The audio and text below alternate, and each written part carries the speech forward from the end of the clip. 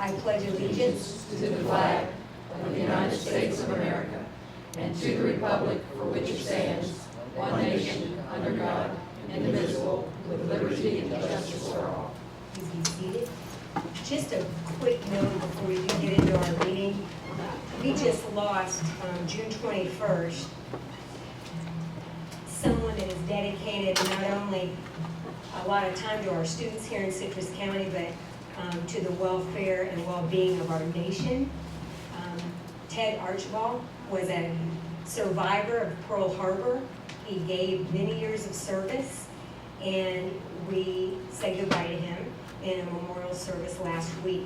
And I just have to say, bottom line is, this guy didn't stop serving when he was out of the branch. He continued through the classroom connection, sharing his experiences for almost 2 decades. He started it with me in 1996, and whether I was at the elementary, middle, or high school, or WTI, or the academy, he was in my classroom. And those that take the time to reach out to our students make such a positive impact. And I, through his experience, just encourage others that have those monumental life experiences to share to please reach out to us and make sure that your voices are heard in our classrooms. The kids listen, and it makes a huge impact. Some of my students chose to go into various branches of service, and I can give Ted and his team credit for that. So anyway, a special thank you to, and thank you to all those that have taken the time to reach out to our classroom. But a special goodbye to Ted. Thank you. Thank you very much. Adoption of the agenda. I move to adopt the agenda as recommended by the superintendent. Second. I have a motion by Ms. Powers, a second by Ms. Bryant to adopt the agenda. Any discussion? All those in favor? Aye. Aye. Motion carries 5-0. Citizens' comments. Any green cards? No, sir. No green cards. And we will move on to Mr. Bishop. Hello, Mr. Bishop. Hello, how are you? Good afternoon. Good. I'd like to request the board's approval of the instructional support recommendations. Just give us a minute here. Yes, sir.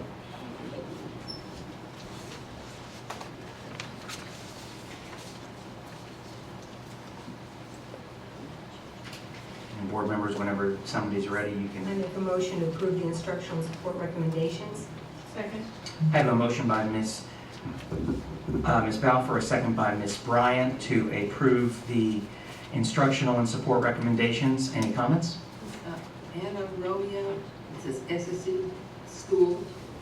Is she hired directly by the school board, or is that a person who's coming in from the department, or is she the replacement of the person who left? She's one of our new RNs we hired. She's not a school health specialist, she's an RN. Okay. She'll be servicing. In addition to the others we have, she, Yes, ma'am. okay, wasn't sure. Thank you. You're welcome. Any other questions? All those in favor? Aye. Aye. Motion carries 5-0. Before we move on to the next topic, I would like to update the board on some general information, if you don't mind. I would like to begin by reminding you that we have a new teacher orientation program next Monday at Citrus High School, beginning at 7:30 in the morning. Breakfast will go from 7:30 to 8, and then introductions will be at 8 o'clock.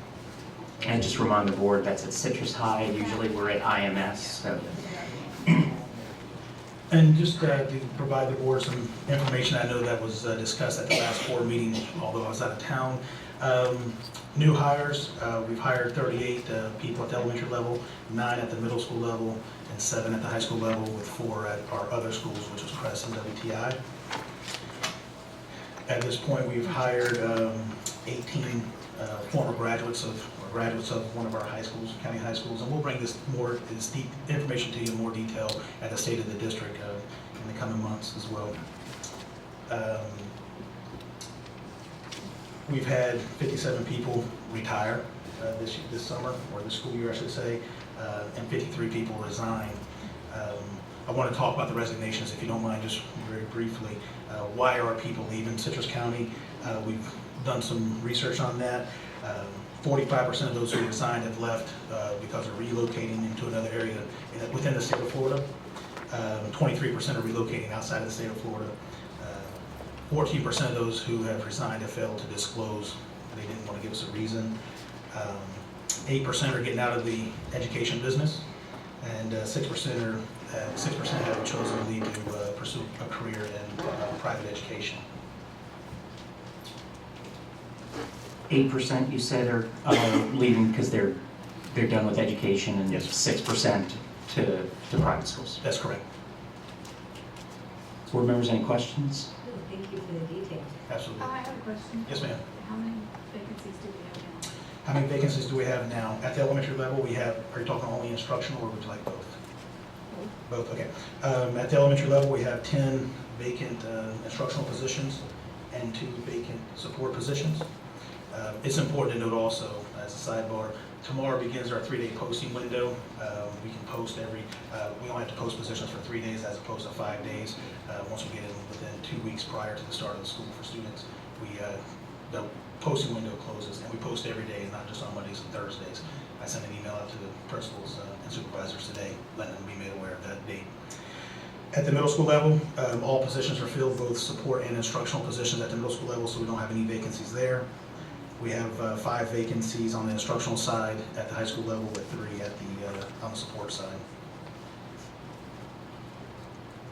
In our schools that we classify as other schools, as AES, Crest, and Marine Science Station, WTI, so on and so forth, there's no instructional positions, but we do have 4 support positions. Yes, ma'am. Thank you, Mr. Bishop. Thank you very much. Y'all have a great day. You too. Mr. Clotter, Miss Regina, am I correct? Is it yours? For approval of the Health Services Program contract.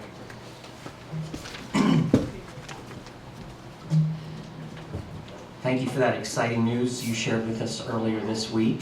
Very welcome. We're very excited, and I look forward to bringing Pam Carnevale in front of you and introduce you to her. I'm so excited. I don't think I've ever been this early on the agenda before. I'm bright-eyed and bushy-tailed. You might have your hands full. I noticed there was no pillow today. I'm bringing before you something that probably looks very familiar that you approved on June 24th, the Citrus County Health Service Program contract.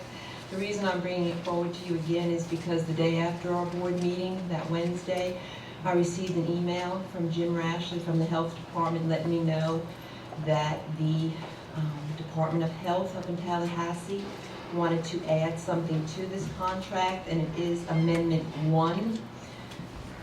Most of the verbiage, 95% of it, was woven into the contract that you approved June 24th, but there were a couple of pieces of new information that Mr. Bradshaw and I looked at, and he wanted to make sure that the board was aware of that new language. Mr. Bradshaw, did you have any comments on that you needed to share? No, me and Mr. Butler went over it. We're good. Okay. Board members, any questions? We just need a motion. I'll move approval of the Citrus County Health Services Program Contract 2014-2015. Second. I have a motion by Ms. Deutschman, a second by Ms. Powers, to approve the Citrus County Health Services Program contract for 2014-2015. Any more discussion or comments? All those in favor? Oh, no, I'm sorry. I got it. Sorry, Ms. Powers. Okay, 15, when it talks about all parents, guardians receive written information describing the school health services, how has that done? Are we just, it's written, are we doing emails, or how? At the beginning of the year, there's something that goes out to all parents whose students are at the age and grade appropriateness for those mass screenings. That's mandatory through statute. The other information is provided through newsletters and the school calendar that goes out yearly. Okay, and then there's some opt-out clause for some people. Yes, ma'am. Those mandatory grade levels, pre-KK 1, 3, and 6, that have to have mass screenings. If a parent does not choose to participate in that, they have an option to opt out. Thank you, Ms. Powers. Anything else? All those in favor? Aye. Aye, motion carries 5-0. Thank you. Thank you. Attorney Legal Matters. Yeah, I've got a couple things. I'm gonna get used to using this today. A couple things that need to be brought to your attention, Superintendent asked me to bring it up to y'all, is there's two things that are occurring, the EpiPens and over-the-counter medications. First off, with EpiPens, we do not comply with the rules and the statutes to be a distributor of EpiPens, and therefore we cannot warehouse them, which prevents us from having them in our schools. So our policy is fine because it says that, you know, we may warehouse EpiPens, but we are not allowed to under the current legislation. There was some legislation that was in place to go through to allow us to do that. It did not go through or get signed or passed, so we're kind of stuck with not being allowed to have EpiPens in schools, and wanted to make you aware of that. The other thing is over-the-counter medications.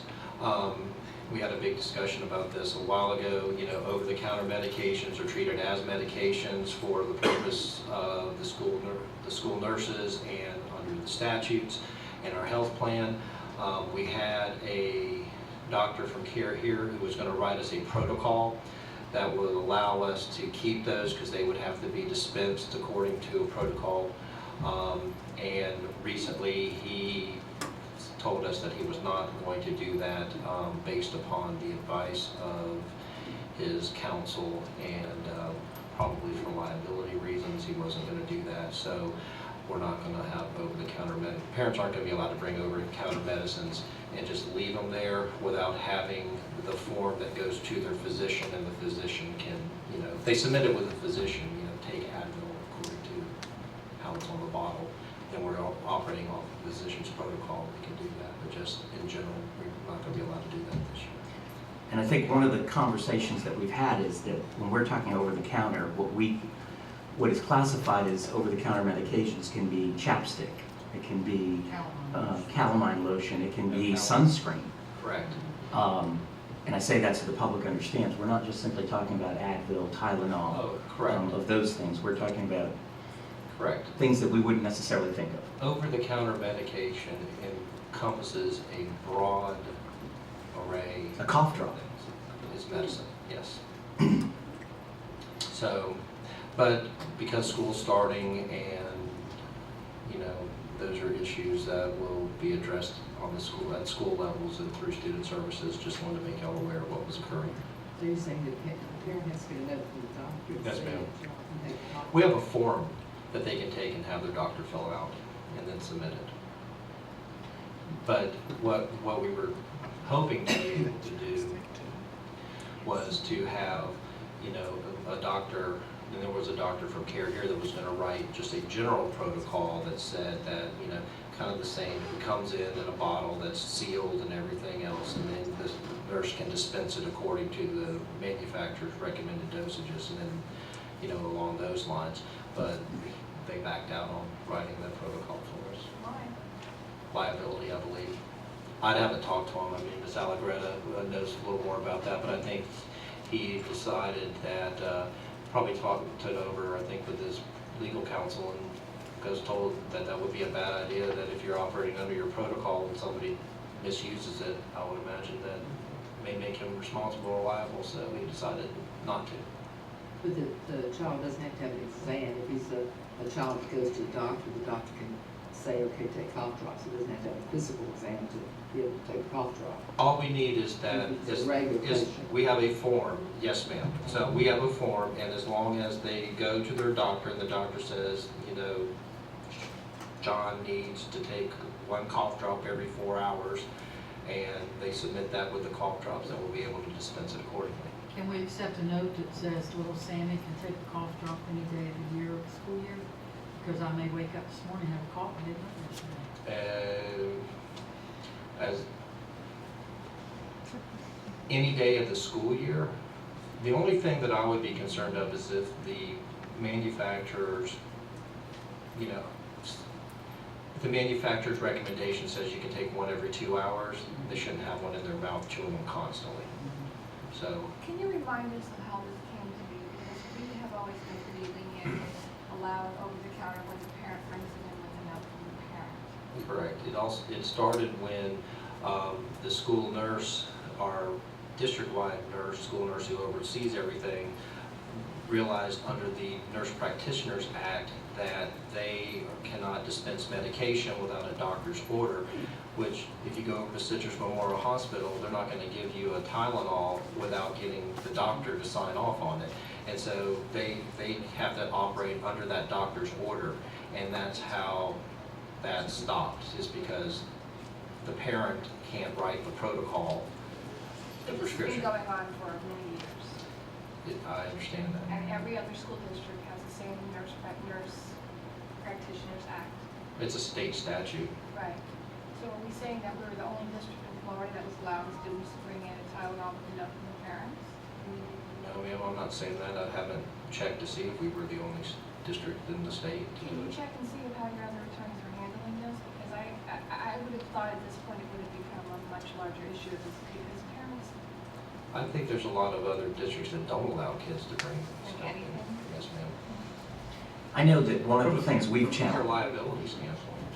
I know one of the challenges we've had, and that's why I talk about sunscreen, is sunscreen. That's one that I know with my younger kids, if you wanted to have sunscreen on them for recess, you had to put it on before they got to school.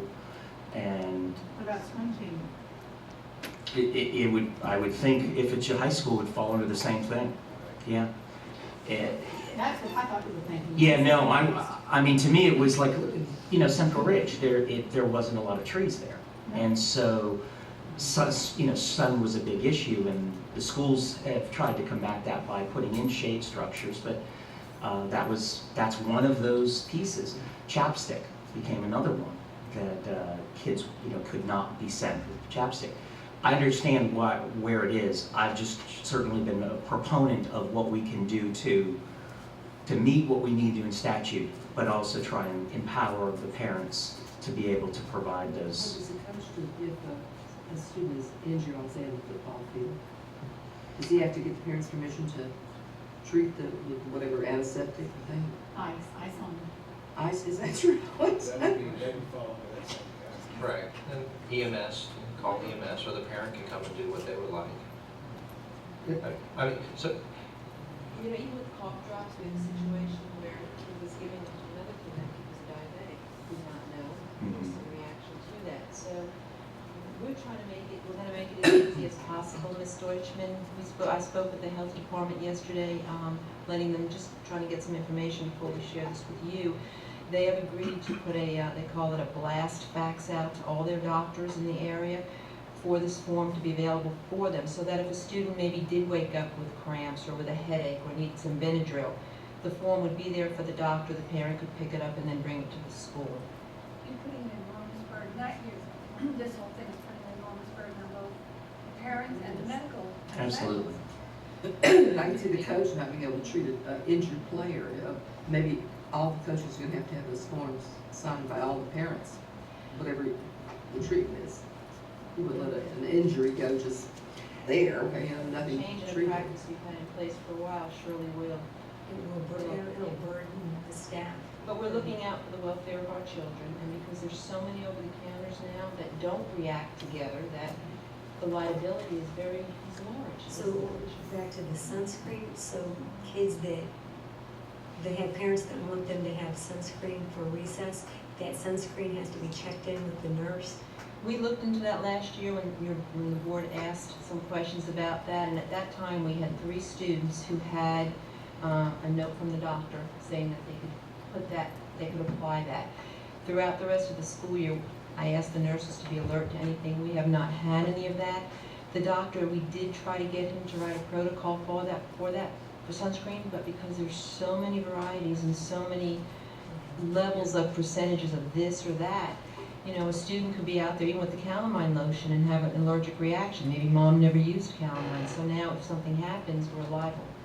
And these come up, aside from PA time or physical activity time or recess time, they go to the Marine Science Station, and the parent thinks, I'm going to send them with with a sunscreen that day. As we know, the American Academy of Dermatology has talked about putting something on to protect the skin, and so those are some of those pieces. But the trouble is, as Ms. Deutschman's saying, parents will say it's not worth going to the trouble of getting a doctor's note to do something that we would think of as an ordinarily. Well, a lot of parents don't have access to physicians. Right. They go to the health department, they even complain to us about the attendance policy because if the kid has a flu, the kid has a flu. You have 4 days. I can't afford to take my child to the doctor when he has a cold. And if they're working parents, they can't afford to take the time off, so sending them with some over-the-counter medication. That's what I was concerned about, the cost of an office visit to get a cough drop. Yeah. That doesn't make sense.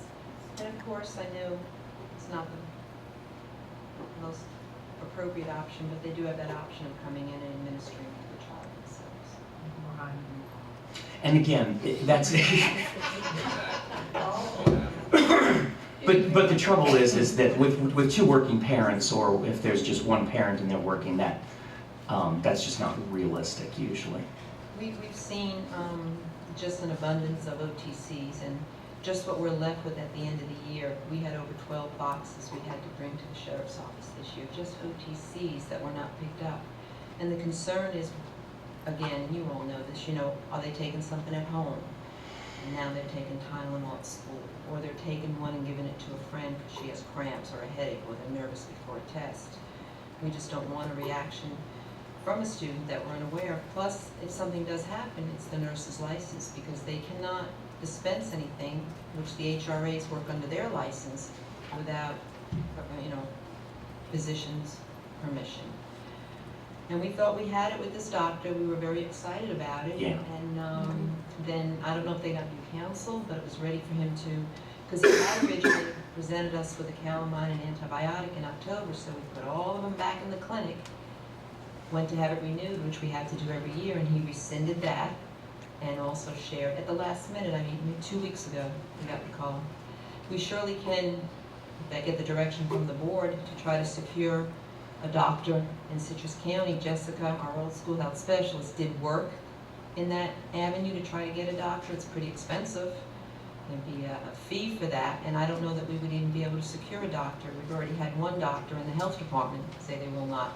Yeah. They cannot do that protocol. What about at the state level? Is there no one to contact at the state level in the medical arena?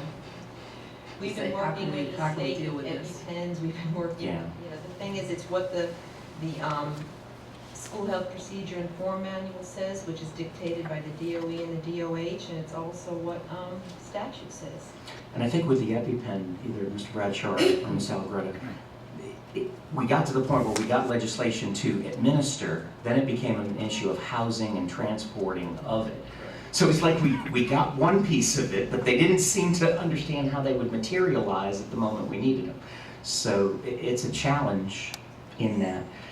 I do think that Ms. Deutschman's right, though. I think discovering around what the other districts are not doing, at least is some idea to find out if there is any discretion, if there is something we're missing. And I don't know that there is, but I'll send something out. I think when this all came up before, I had done a little informal thing, and there was a lot of districts that just didn't want, I think it was a lot of because they had complaints, and they just said, no, we don't have any of our districts. thank you. Anything else, Mr. Bradshaw? No, sir. And Mr. Mullen? Ms. Ginger? I'm good. With that, I'm going to go ahead and adjourn the special meeting, and then I will open the workshop. And I believe we're starting with State of the District Part 1. Mr. Simon, it's a pleasure to see you, sir. Thank you. Good afternoon. Good afternoon. Thank you for sending that. Oh, I'm sorry. Did you have something?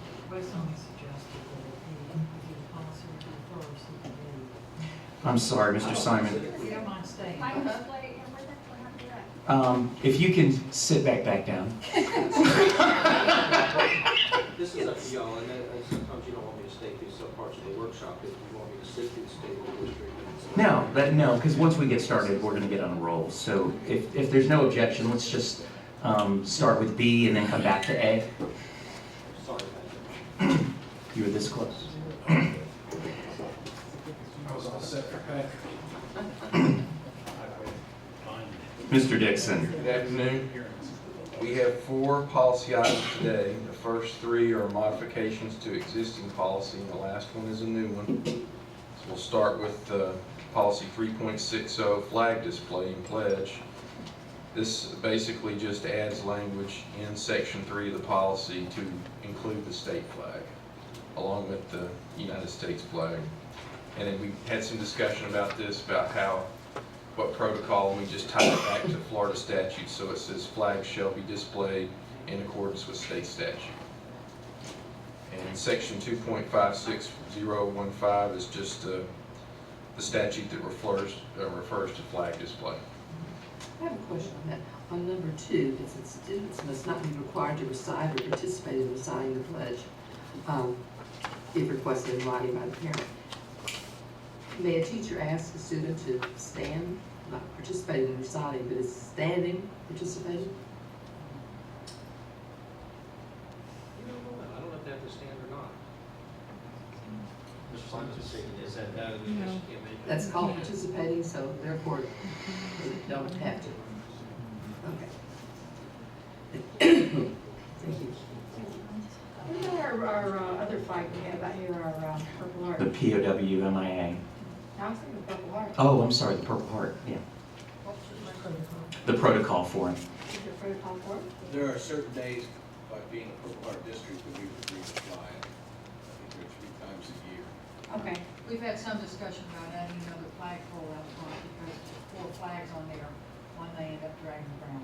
It would not be good. No, so we've had that discussion. Some of our schools are going with 2 flagpoles Yeah. too, because with the POW flag and then the state flag, and then when you add the Purple Heart flag, it does. And if there's, I know the state did not previously have a protocol for the POWMIA flag. Do we know if that's changed? There's still not a protocol, there's difference of opinions. Correct. The fact that it, And I think there's federal recommendations, but there's not a, POW flags are recognized federal flags. yeah.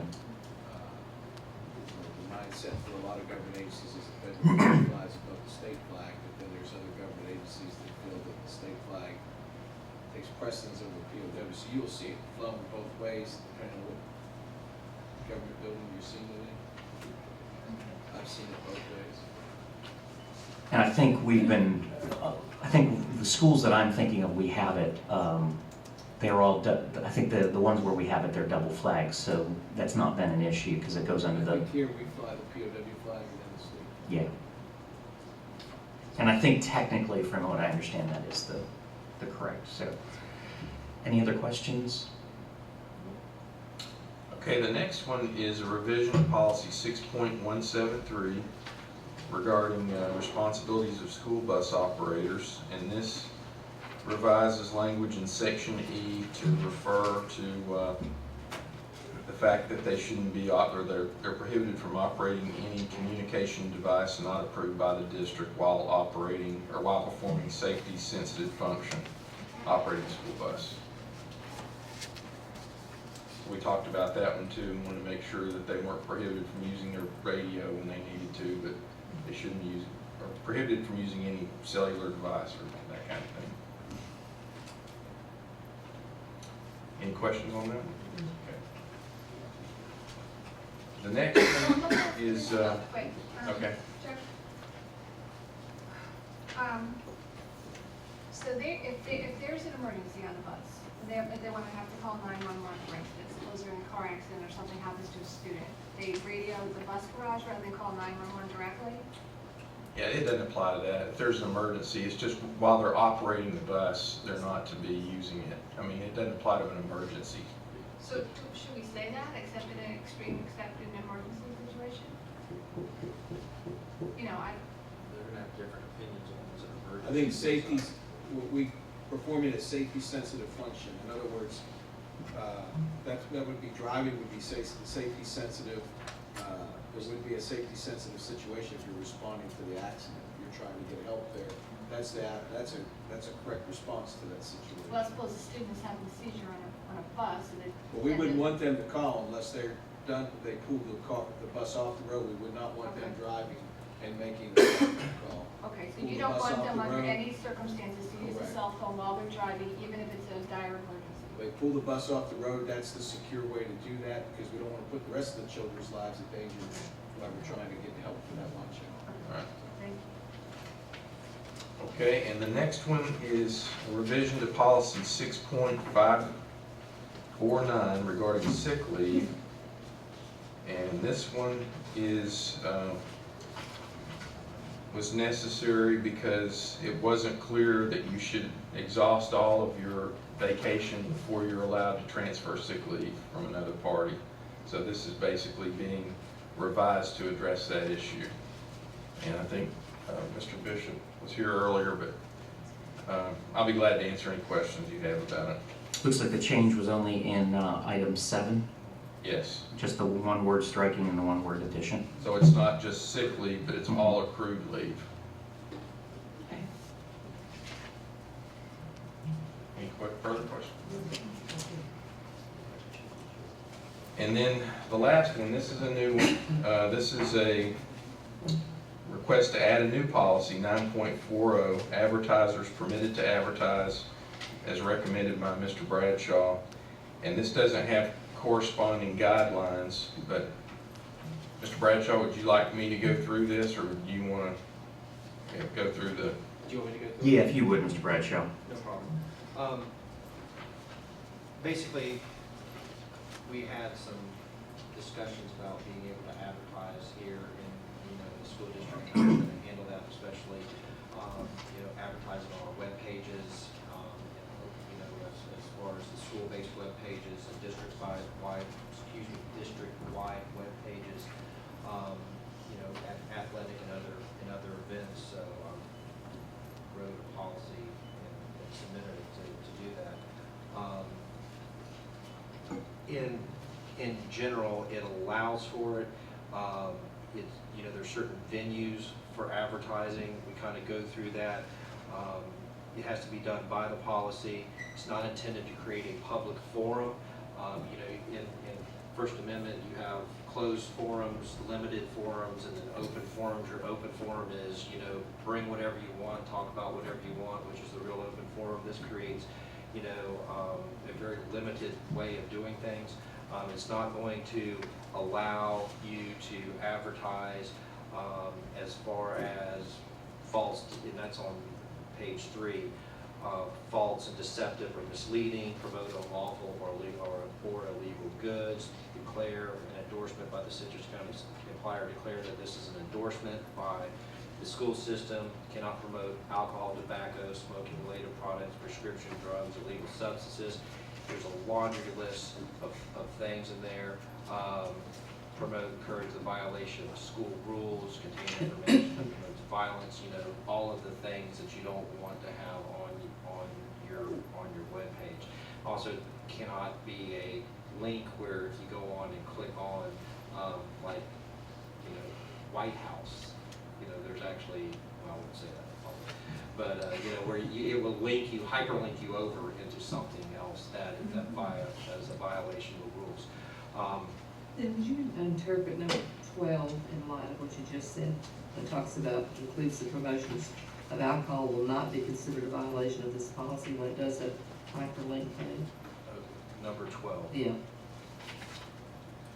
Redirect the viewer of an advertisement on a website to a site that serves the purpose of bypassing the restrictions Yeah. and requirements, with the exception that a redirect the viewer to an advertisement which, as an incidental part of the advert, includes the promotion, which will not be considered. If Applebee's or, one of your major, food establishments like that, if you go to, Outback's webpage, their menu may have where they have listed the alcoholic drinks that they have, but it's not a promotion of alcohol. It's promotion, it's their business, it's not a bar. It's kind of like, incidental to what their business is. But if you went on a site and you were directed from the school site with an advertisement to Budweiser advertisement, would not the person who had that ad be responsible for that type of Right, and we have, redirection? it gets set up in a committee, they have to submit everything, and it gets approved through a committee process before they're allowed to advertise. So if that did occur, then that person would not be allowed, Correct, if it's a violation of our policy. then it would- because it said, would not be considered a violation with the incidental, but Correct. you would call it more of a direct link or direct intention. Yes, ma'am. Does this new policy allow us to advertise in ways that we hadn't been advertising before? This subject came up, and it's been a couple of years ago, about, I think when we were having some budget talks about allowing people to advertise and businesses to advertise on our district-wide webpage and on our school-based web pages, and how to do that in such a way that protects the school system and have, that we maintain some regulation over it and some uniformity over it, so that, your principal at one school allows something the principal at another school doesn't allow, so it kind of gives it some uniformity. So yes, it will allow advertising in ways that we have not allowed before, and it will also bring some uniformity into how we're going to allow that advertising, so that it's very even, or should be, and it's all approved by a committee that is going to be set up by the superintendent. Actually, Ms. Himmel pointed this out to me, number 4, which is district internet and websites. I have that in that shall be permitted, expressly authorized by the superintendent, but I think that should be modified and we have it done by the same committee that does the paragraph that is. Okay, so I guess my question is this, shouldn't we have the philosophical discussion first about whether we even want to go down that road as far as allowing advertisement before we decide on those parameters? Well, when I did this, y'all had the philosophical discussion and we're wanting to move forward with it. Now, that's been a while. Yeah, I don't remember I that. know, I didn't want to move No, forward. we talked about advertising in buses, which we were opposed to. Correct. We talked about limiting the kind of advertisements that were going on in the stadiums, the football stadiums. That's done here. Right, but I didn't think that we were looking to expand our advertising opportunities, because at least I didn't, I'm hearing Ms. Powers saying it's a bit of an exploitation, and also, again, you say we're not endorsing the advertiser, but of course, no one's gonna say, oh, well, just because it's there doesn't mean they're not supporting it, no, It's an implied It's endorsement. implied, yes, thank you. That's fine. I mean, y'all, that's your call whether you want to go. And some of the, and I think where there is new is sometimes some of the new things we are putting in schools, for example, digital bulletin boards or display boards on the front of the schools. That was a conversation I know in committee that was talked about. Okay, does this apply to that? Does it address that? To me, yearbooks became a question. How do yearbooks now play into this? And that's taken on a new world in how those pieces. So I do think even since we've had those conversations, there are things that have even come about now. I don't know that we had many schools that had digital display boards, but we've got several now that do. And Well, is that an appropriate use of the display board? I would say no. That's what I would say. I think the commercial use, bringing advertisements to children, Coca-Cola, whatever, I don't think that's correct. Even though you drink it, like it, doesn't matter. I don't think there's a place in the school system to take and put advertisement like this. I think one of the things that I saw, and I don't disagree with that, was like, for example, at graduation, the person's, they would flash up on a board or even at the front of the school, congratulations to the student. And that's fine, but that was the conversation, is whether they use that, because they would actually sell that, and that would be a way of generating income. I think that's a valid conversation, whether that's something the board feels about, but those, I think, were some of the questions that I was hearing from some of the administrators. They were saying those have been things that they've used, and then they questioned to say, okay, since we have this, how could we utilize this? And again, we have to keep in mind, they have reduced funds that we've been challenged with. How do they continue to to be able to achieve some of those things that they've been doing with some of those less funds, this was a way of generating that. It was a way that I think is questionable. I think I've had the same philosophical stance should be made, whether we believe or don't believe in that. Personally, I don't believe in it. I don't think that makes sense. And the question is like in the back of the yearbook. For years, this tradition, you would put congratulations and a parent would buy an ad. Is it different than at graduation when they flash it on the screen? Because we've had that now at Crystal River High for a number of years. They didn't have the screen this year. right? They didn't have the screen this year. But that was something, but that was a question actually that they were talking about. Because that was, they would pay for those advertisements and that would Well, you see offset that that. with programs. in Exactly. Programs, you see Yeah. advertising in the back of that. There's been one attempt after another throughout many years, even when I was a kid, where you would see community members supporting the schools in the district with an ad and congratulating the graduating class of 2014 or something that benign. Again, back to your statement about we're still strapped when it comes to budget. I think I commend staff for looking at creative ways to promote community involvement by demonstrating support through advertising. I don't see any boundaries that are being placed that are not reasonable when it comes to the tobacco or alcohol or those kind of items that you've already identified that you would not want to be associated with.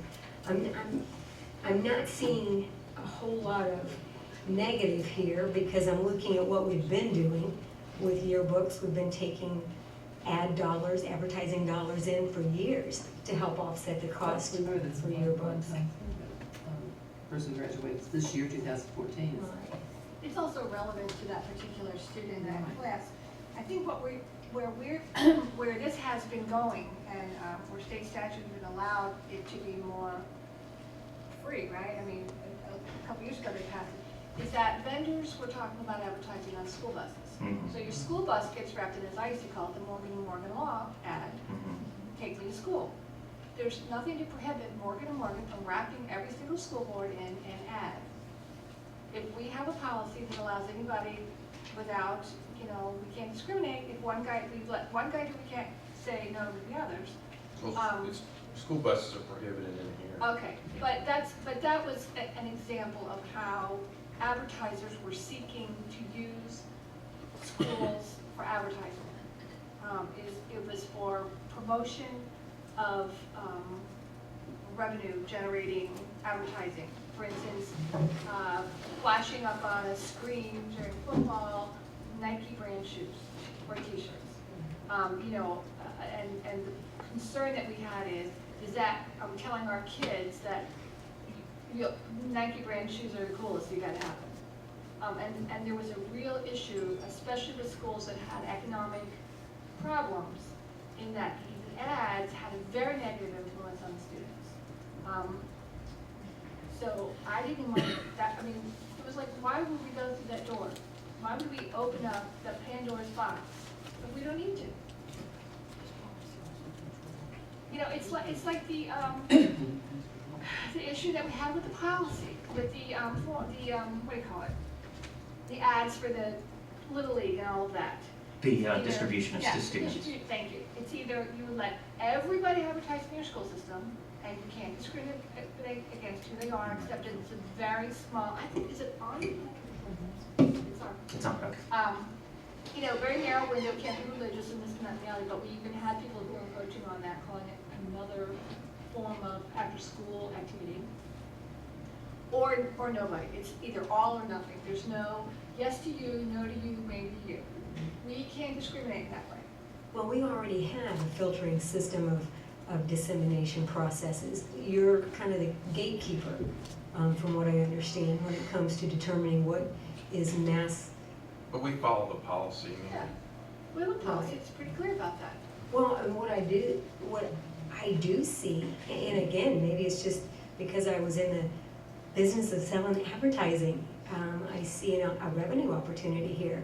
And I do see policy can set boundaries for that, but looking at it from what we've done in the past, we're disseminating information with some organizations and yet we're not charging anything. So I do see some wiggle room for improvement there. I see us taking on the situation that caused nothing but problems and conflict, and I don't see why we could do that. Yeah. What, Remax putting their signs all over the fences at Citrus High School? They do, I think, and I think they do. I mean, I don't know whether they, but I mean, there's advertising, I think, that a lot of our sports have had. Sometimes in general, and using our facilities, using our school property and our school facilities for the purpose of advertising or revenue producing either products or services that have nothing to do I with tell our you what, kids I and think- nothing to do with our educational services. It's strictly for the purpose of Money. using our property as an avenue to provide advertising to the general public. That's what we're talking about right here. We're not talking about advertising necessarily for the yearbook. We're talking about advertising to the general public using our facilities. That's what we're saying we're going to be allowing. Well, our schools are currently selling advertisements that are on some of the fences. They've sold their scoreboards because Coca-Cola and them used to have a contract with us, and they used to provide that, I'm sure, at a fee. But they don't do that anymore, so they've sold advertisements on a single vendor to do that type of thing. And they, you know, a lot of our schools sell the big advertisement boards where they'll sell like a license plate, and that's how they, just kids raise that money. A lot of times that's the only way that the sports programs are able to generate additional income in order to, you know, buy backpacks or, you know, extra jerseys or extra hats, you know, Well, those, even that's how the sport. Musical programs, I see advertising in musical programs. That's much different than something like on our website, putting ads on our website. This is a policy to allow advertising Well, we have had, in a restricted manner.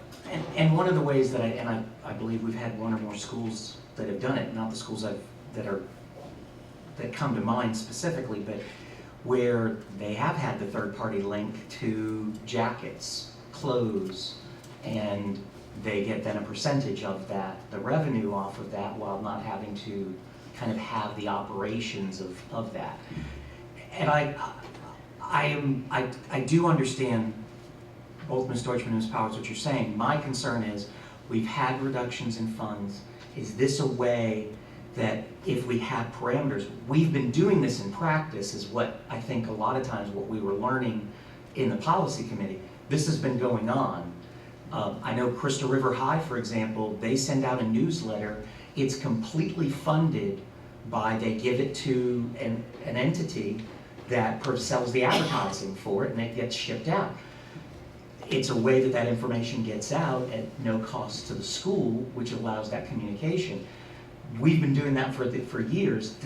Should we then have a policy, and I think that was what was the case, that really tuned up so that each school was doing the same thing instead of different schools doing different things.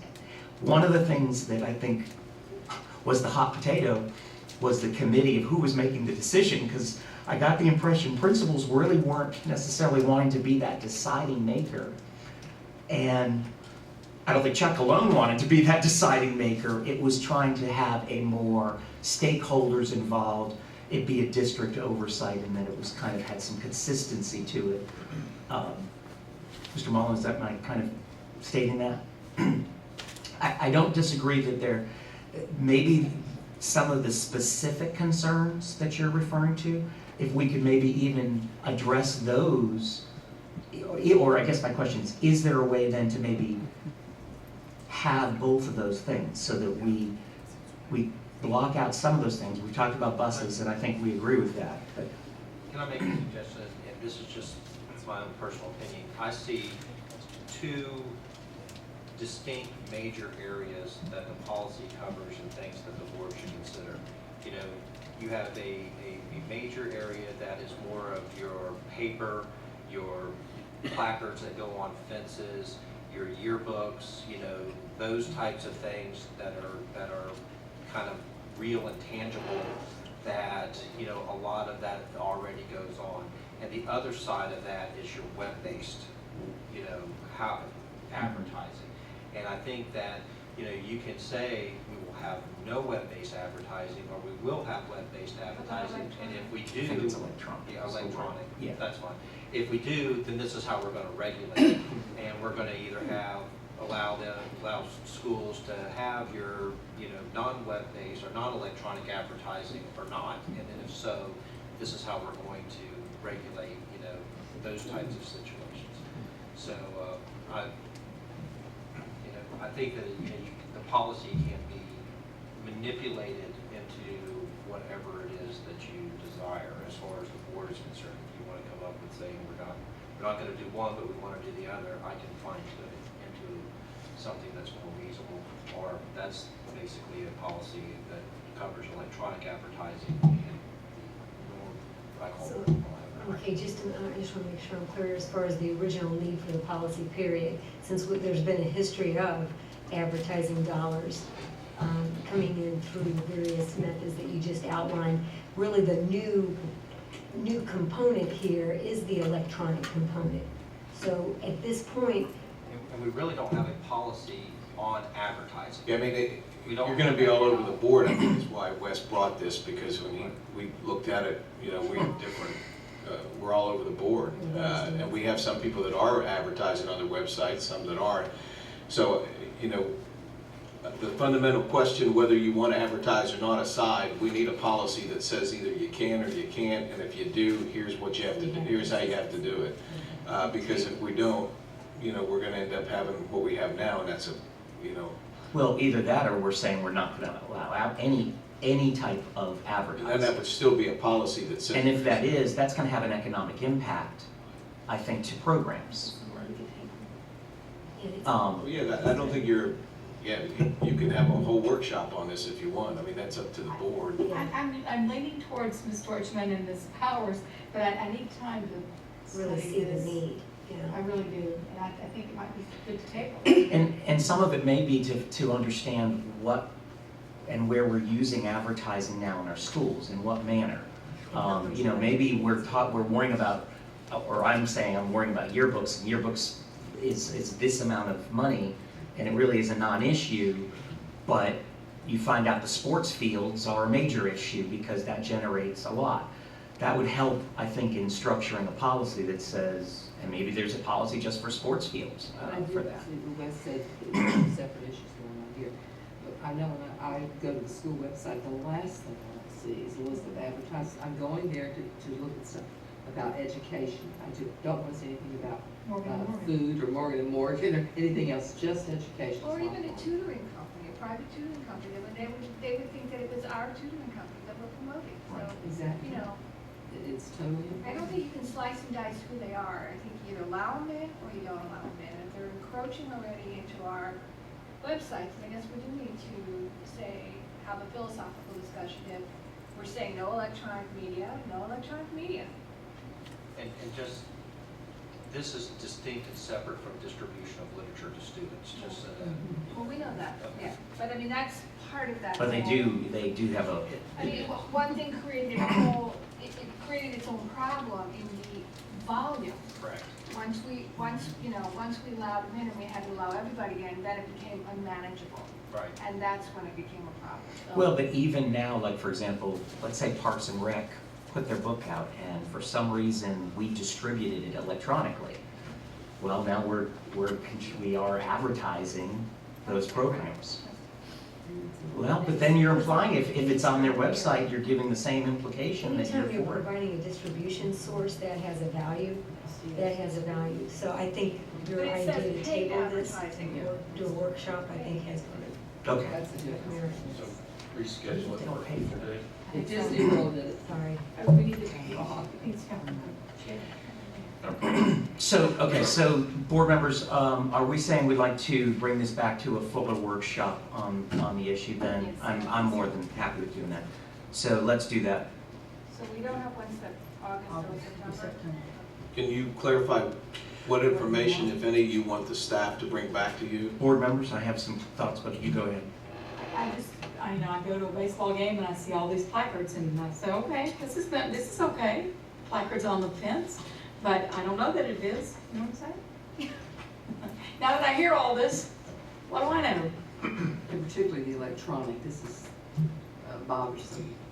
I don't Need know a lot more electronic. information. I just go to the ball game and there's stuff up on the fence. Well, if we could look at the dollars that are being generated now with the practices that are out there now. So if you could describe to us what is happening now when it comes to revenue coming in from advertising dollars.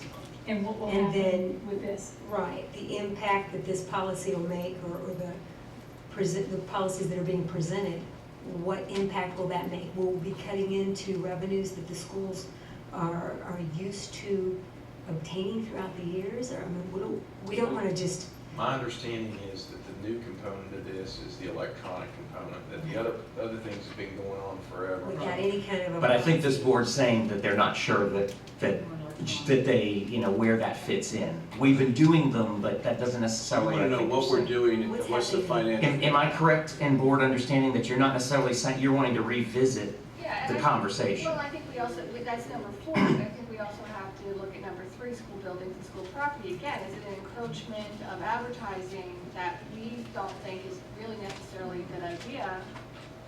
You know, I don't necessarily think putting Morgan & Morgan on the bent of the fence of the school is a good idea. Have third graders wearing t-shirts with Morgan, that's, no. Well, and here's what happens too, okay? A school says they want to give T-shirts to all the kids. And they're able to do that by selling advertising on the back of the shirt. And that's a common thing. Well, we even had that issue with the Constitution, where it was Right. in the back, it had the Yes, we stamp did. from that organization. So, I mean, I think we need to be really Exactly. clear about what our Jeff, to the limitations are. So it can't be advertised, it can be, you know, you give it to us for free, it has your stuff in it, we won't give it because of the distribution policy. But if you want to advertise, okay, there you go, fire away. So- Well, and that's why to me, whether it's paid or not paid, the issue is still in advertising, whether they're selling it or whether they're giving the product to. I just think we need to be really, really careful about what we're going to allow in our schools. So, Exactly, and I don't think the cash flow should be the determining no, I factor. don't either. I want the cash, okay? Yeah, I'm just concerned of what programs would be affected if we were to not have that. If we're down to having to have bake sales, to buy cookies and turn on the lights, shame on some other group other than us. So, you know, I don't want to have to resort to selling our souls for money because the legislature has a I problem. think you're going to with find it. most of this is for extracurricular activities. Mhm. And that's fine. Yeah. But let's be real clear about what, and also maybe just what it is funding. Maybe that should be one of the restrictions. That's a good point. We'll gather that information and bring It's it not back. for general use by the school or to you know, for enhancement council or PTA or something like that. You know, or specific programs maybe, and then they have their own parameters, what they allow, what they don't. Thank you, Mr. Dixon. Thank you very much.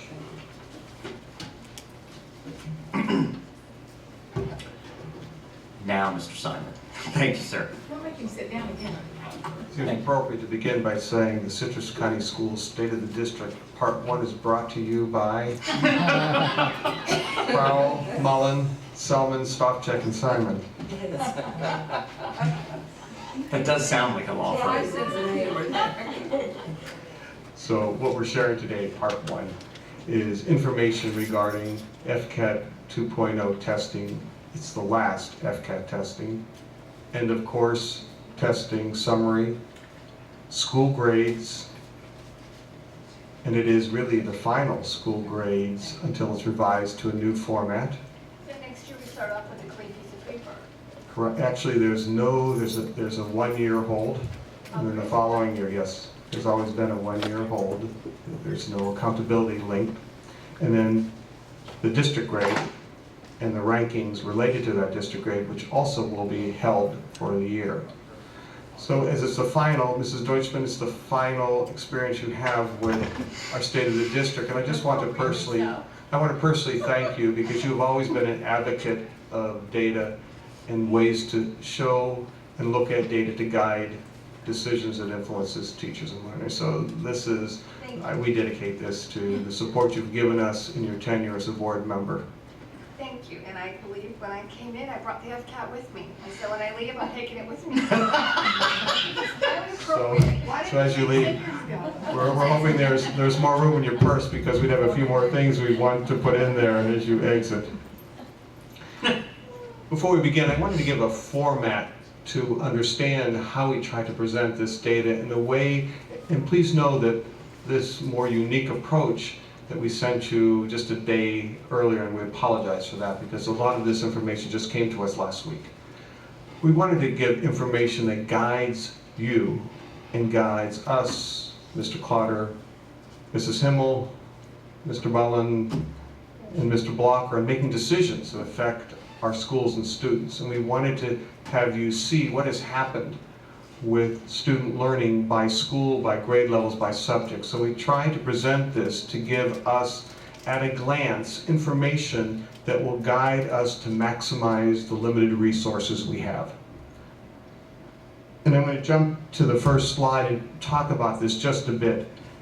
First of all, the title leads to the content subject area that's tested. In this case, it's FCAT 2.0 reading, as you see in the heading. And it's the percent of students who are proficient. And the state defines proficient as performing at or above grade level. We follow the state practice of clustering this data by grade level. So it's elementary is 3 to 5, middle school 6 to 8, high school 9 to 12. So this year it's a little bit different. In those spheres or bubbles, however you reference those, represent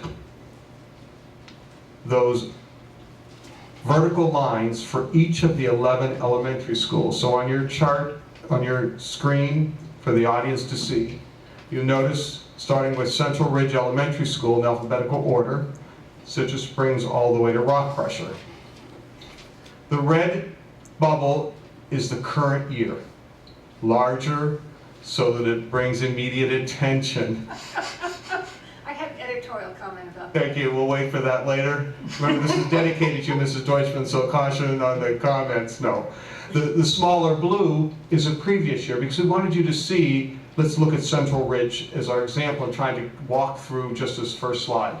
So did Central Ridge increase, decrease, or about stay the same? So if you look at that, although you don't see the numbers of the percent proficient in reading, you estimate to be about 68%, and the year before they were 70, so that small drop, not dramatically significant, which is why there's an overlap. Sometimes, if it's the same, you don't even see the light blue bubble because they're overlapping. What will be important to notice is the gap. Is there a gap? And that's either up or down, meaning is there an increase when that red bubble is high above? And let me jump over, you're going to see a school that we find to be pretty remarkable this year, Pleasant Grove Elementary, in many academic areas, far above the previous year. Or a school that is below, and that would be important to note. So when we as an educational services team look at this data, we're looking at it from many perspectives, including what is that gap, guiding and supporting and working with the schools for causal analysis. What caused that gap? And we mean that when it's dramatic increase or decrease, to know how to be helpful, or to know is there something that school is doing that we want to carefully analyze to replicate in other schools. The red horizontal line is the district average, because schools will want to know, so how do I compare to the district average? The gray is a previous year's district average, and the black is a state's average. So in this one chart, this graphic information, we're able to look at our schools in relationship to themselves, in relationship to the sister schools in the district, and to the state of Florida. And most importantly, compared to last year. Someone might ask, so why didn't we do multiple years? Here's what I beg of you to know. And I'm going to reference a phone call I received from the assistant superintendent in Hernando County, Mrs. Jackson. She called to ask questions. She wants to come and do research on our school district on how she is stunned, her exact word, I am stunned by the continuous achievement of your district in ways, and we're not dramatically different demographically, how you do it. I want to know, I want to go into your schools to see what you do, because she says, you've been doing it for so long that your community takes for granted the high achievement. She said, all you need to do is put your school district beside our school district and compare schools that are very much alike and how underperforming we are compared to you. So she said, when you look at the differences between what you did last year to this year, and please know, she said, I don't think we forget so quickly. 2 years ago, that bar was raised to 3rd. So what she said to me was, think about jumping over 4 feet. We all, in the state of Florida, jumped over a box 4 feet high 2 years ago, a little over 2 years ago. Now that is a 6-foot-high box that we're asked to jump over. She said, not only did you jump over it, but so many of your schools jumped far above it. I want to know what you're doing. Imitation is the purest form of flattery. And I agree with you, Mrs. Bryant. I am honored, and Mrs. Himmel, to your leadership. She says, you know, that a superintendent that can support, guide, and lead this in a time of dynamic change is quite remarkable. So that comes from Mrs. Sonia Jackson, Assistant Superintendent Hernando. She's going to come up to see you. So let's look at reading. I want you to look at this and say, notice how close the bubbles are to each other. There really isn't much variance from the lowest to the highest school. That is not going to be what you will see in the next charts to come. And we know that, and we know that we invested a great amount of time and effort in aligning causal discussion here, and aligning the resources, processes, methods, and interventions when it comes to reading. The question we ask ourselves, have we done that in other content areas? Have we done that at other grade levels? So the question is, And Mrs. Deutschman, in your honor, at any time, the board members may ask a question and we will respond, clarify. Any member of the board, any member, including you. so when we see this is 3 to 5, so it's 3, 4, and 5. Correct. And we have a big jump in Pleasant Grove that's an anomaly because it's above all the other schools, including the schools that it normally isn't above. And we have a school that's below state level, which normally isn't below the state level. So Right. if we drill down to that, is that one grade level? Is that one class? Have we had the time to dissect that yet? So, and I'm looking at Mrs. Crowell, she's smiling, because right now what she's doing, when we're preparing for the schools, these PowerPoint presentations, we've taken the same chart and broken it down for Crystal River Primary School by 3rd grade reading, 4th grade reading, 5th grade reading, this year, last year. Yes, district, state, so that they can see themselves. So if you think of it as zooming in with your magnifying glass to that school to examine it, not compared to other schools, even though they'll have this chart, but more in terms of intra-individually. How do we look compared to ourselves by grade levels? So that we did, and again, part of it is to help that school better see what they're doing. And schools already, you need to know, Donnie Brown, before even these charts came out, she had already developed a list of causal responses to why they increased in certain areas and dropped in others. All the schools do that. It is the approach of using data to guide processes is innate in Citrus County, and that was my conversation with Mrs. Jackson. She said, name one thing that you do. I think our schools are well trained. Our district leader, our board leaders, our school leaders, our teachers know how to look at data and know how to make shifts based on the look of that data. So was any of this a surprise? Was this anticipated? I mean, usually people have a very good sense of what the achievement level is in their school at any given time. I I think think last year there was a lot of surprise. a lot of surprises because it was a huge drop. Because that, again, remember, we're jumping 2 more feet in the air. Right. I think this year maybe one school had a bit of, 1 or 2 schools had a surprise. I think the others were pretty. I live with a principal of a school who was surprised that she was an A. She felt as though the bar is raised so hard. And at the same time, Mrs. Joyce, you said this at multiple board meetings, our teachers are teaching the new Florida standards for reading and math at the same time they're teaching the next generation standards. So it's simultaneous instruction and even new teaching practices. The fear was we may get a loss on what is measured on this test, which is the Next Generation Standards, and that occurred across Florida. There were drops.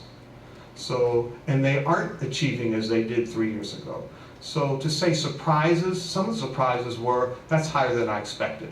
And I think in a couple it was a bit lower. Mr. Simon, when it came to those assessments too, because we've been transitioning, did the state provide any breakdown so that questions that were more orientated to Next Generation Sunshine State standards as opposed to those that were generated more towards Florida's standards now, or AKA Common Core, so that our teachers in our schools could understand that while they may not have been doing as well with Next Generation, they were doing well with Common Core, or vice versa?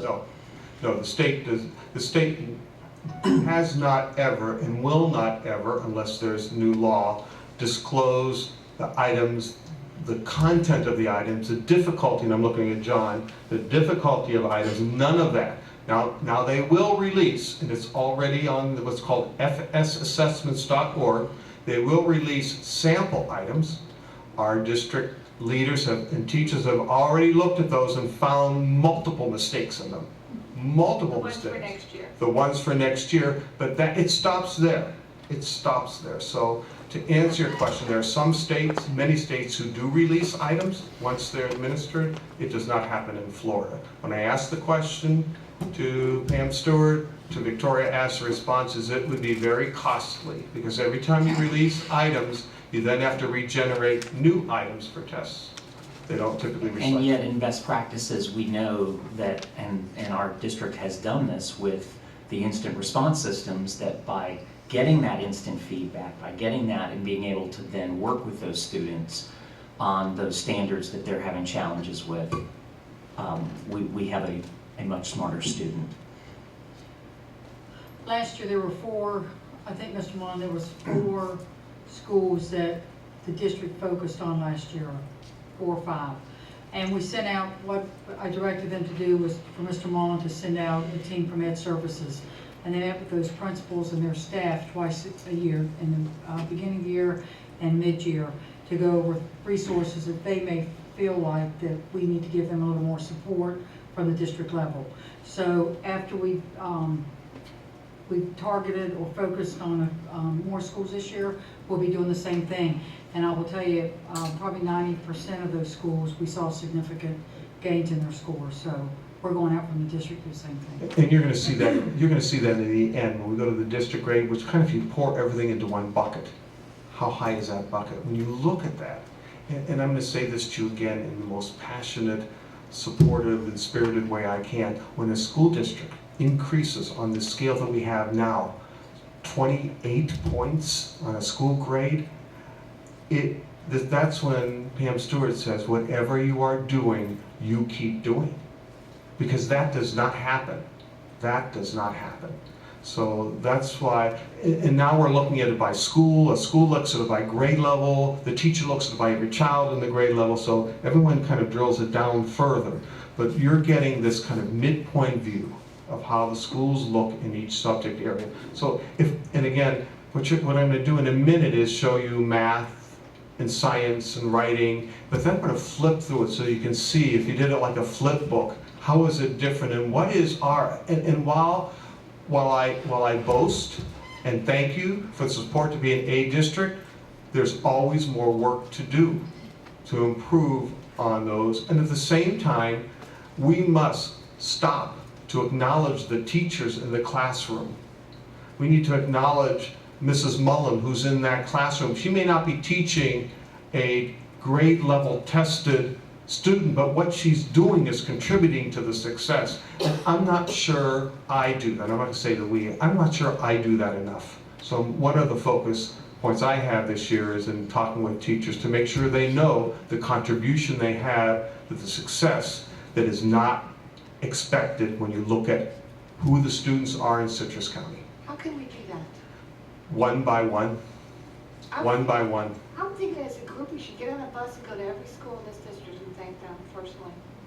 Not a bad idea. School. I know Mrs. Himmel. I watched her write note cards to the students that we had 217 perfect scores. Wow. absolutely perfect scores on a high, now think about 6-foot-high bar. And for a superintendent to write letters to every student to say, oh my goodness, what you did is unmatched and remarkable, is really the right thing to do, to make a student know, because there's great effort put into that. So I offer you maybe that role as board members to divide these great achievements of students, whether it be the bus ride or a note, or the teachers even. The teachers who have done, even at schools that have not exceeded or met the expectation, the schools that may have dropped, they have not worked, less than any other school. So let's go to, as you see reading there, and again, we're pretty steady with reading. Mathematics, notice what's happening now. The spaces between those spheres, the bubbles, are getting greater. The highs, there are higher high, lower lows. Notice, and I'm going to ask you to, and I pinpoint not by acknowledging schools, but by showing there's some schools that have they're very stable in their progress. You see them in this case, the bookends on this chart. Central Ridge and Rock Crusher. For the most part, most areas are very stable in what they do. Not, even though they may change in staff, their progress is pretty steady. Notice the schools that Crystal River Primary, and this is the focus they had this past year, was in mathematics, the tremendous gain.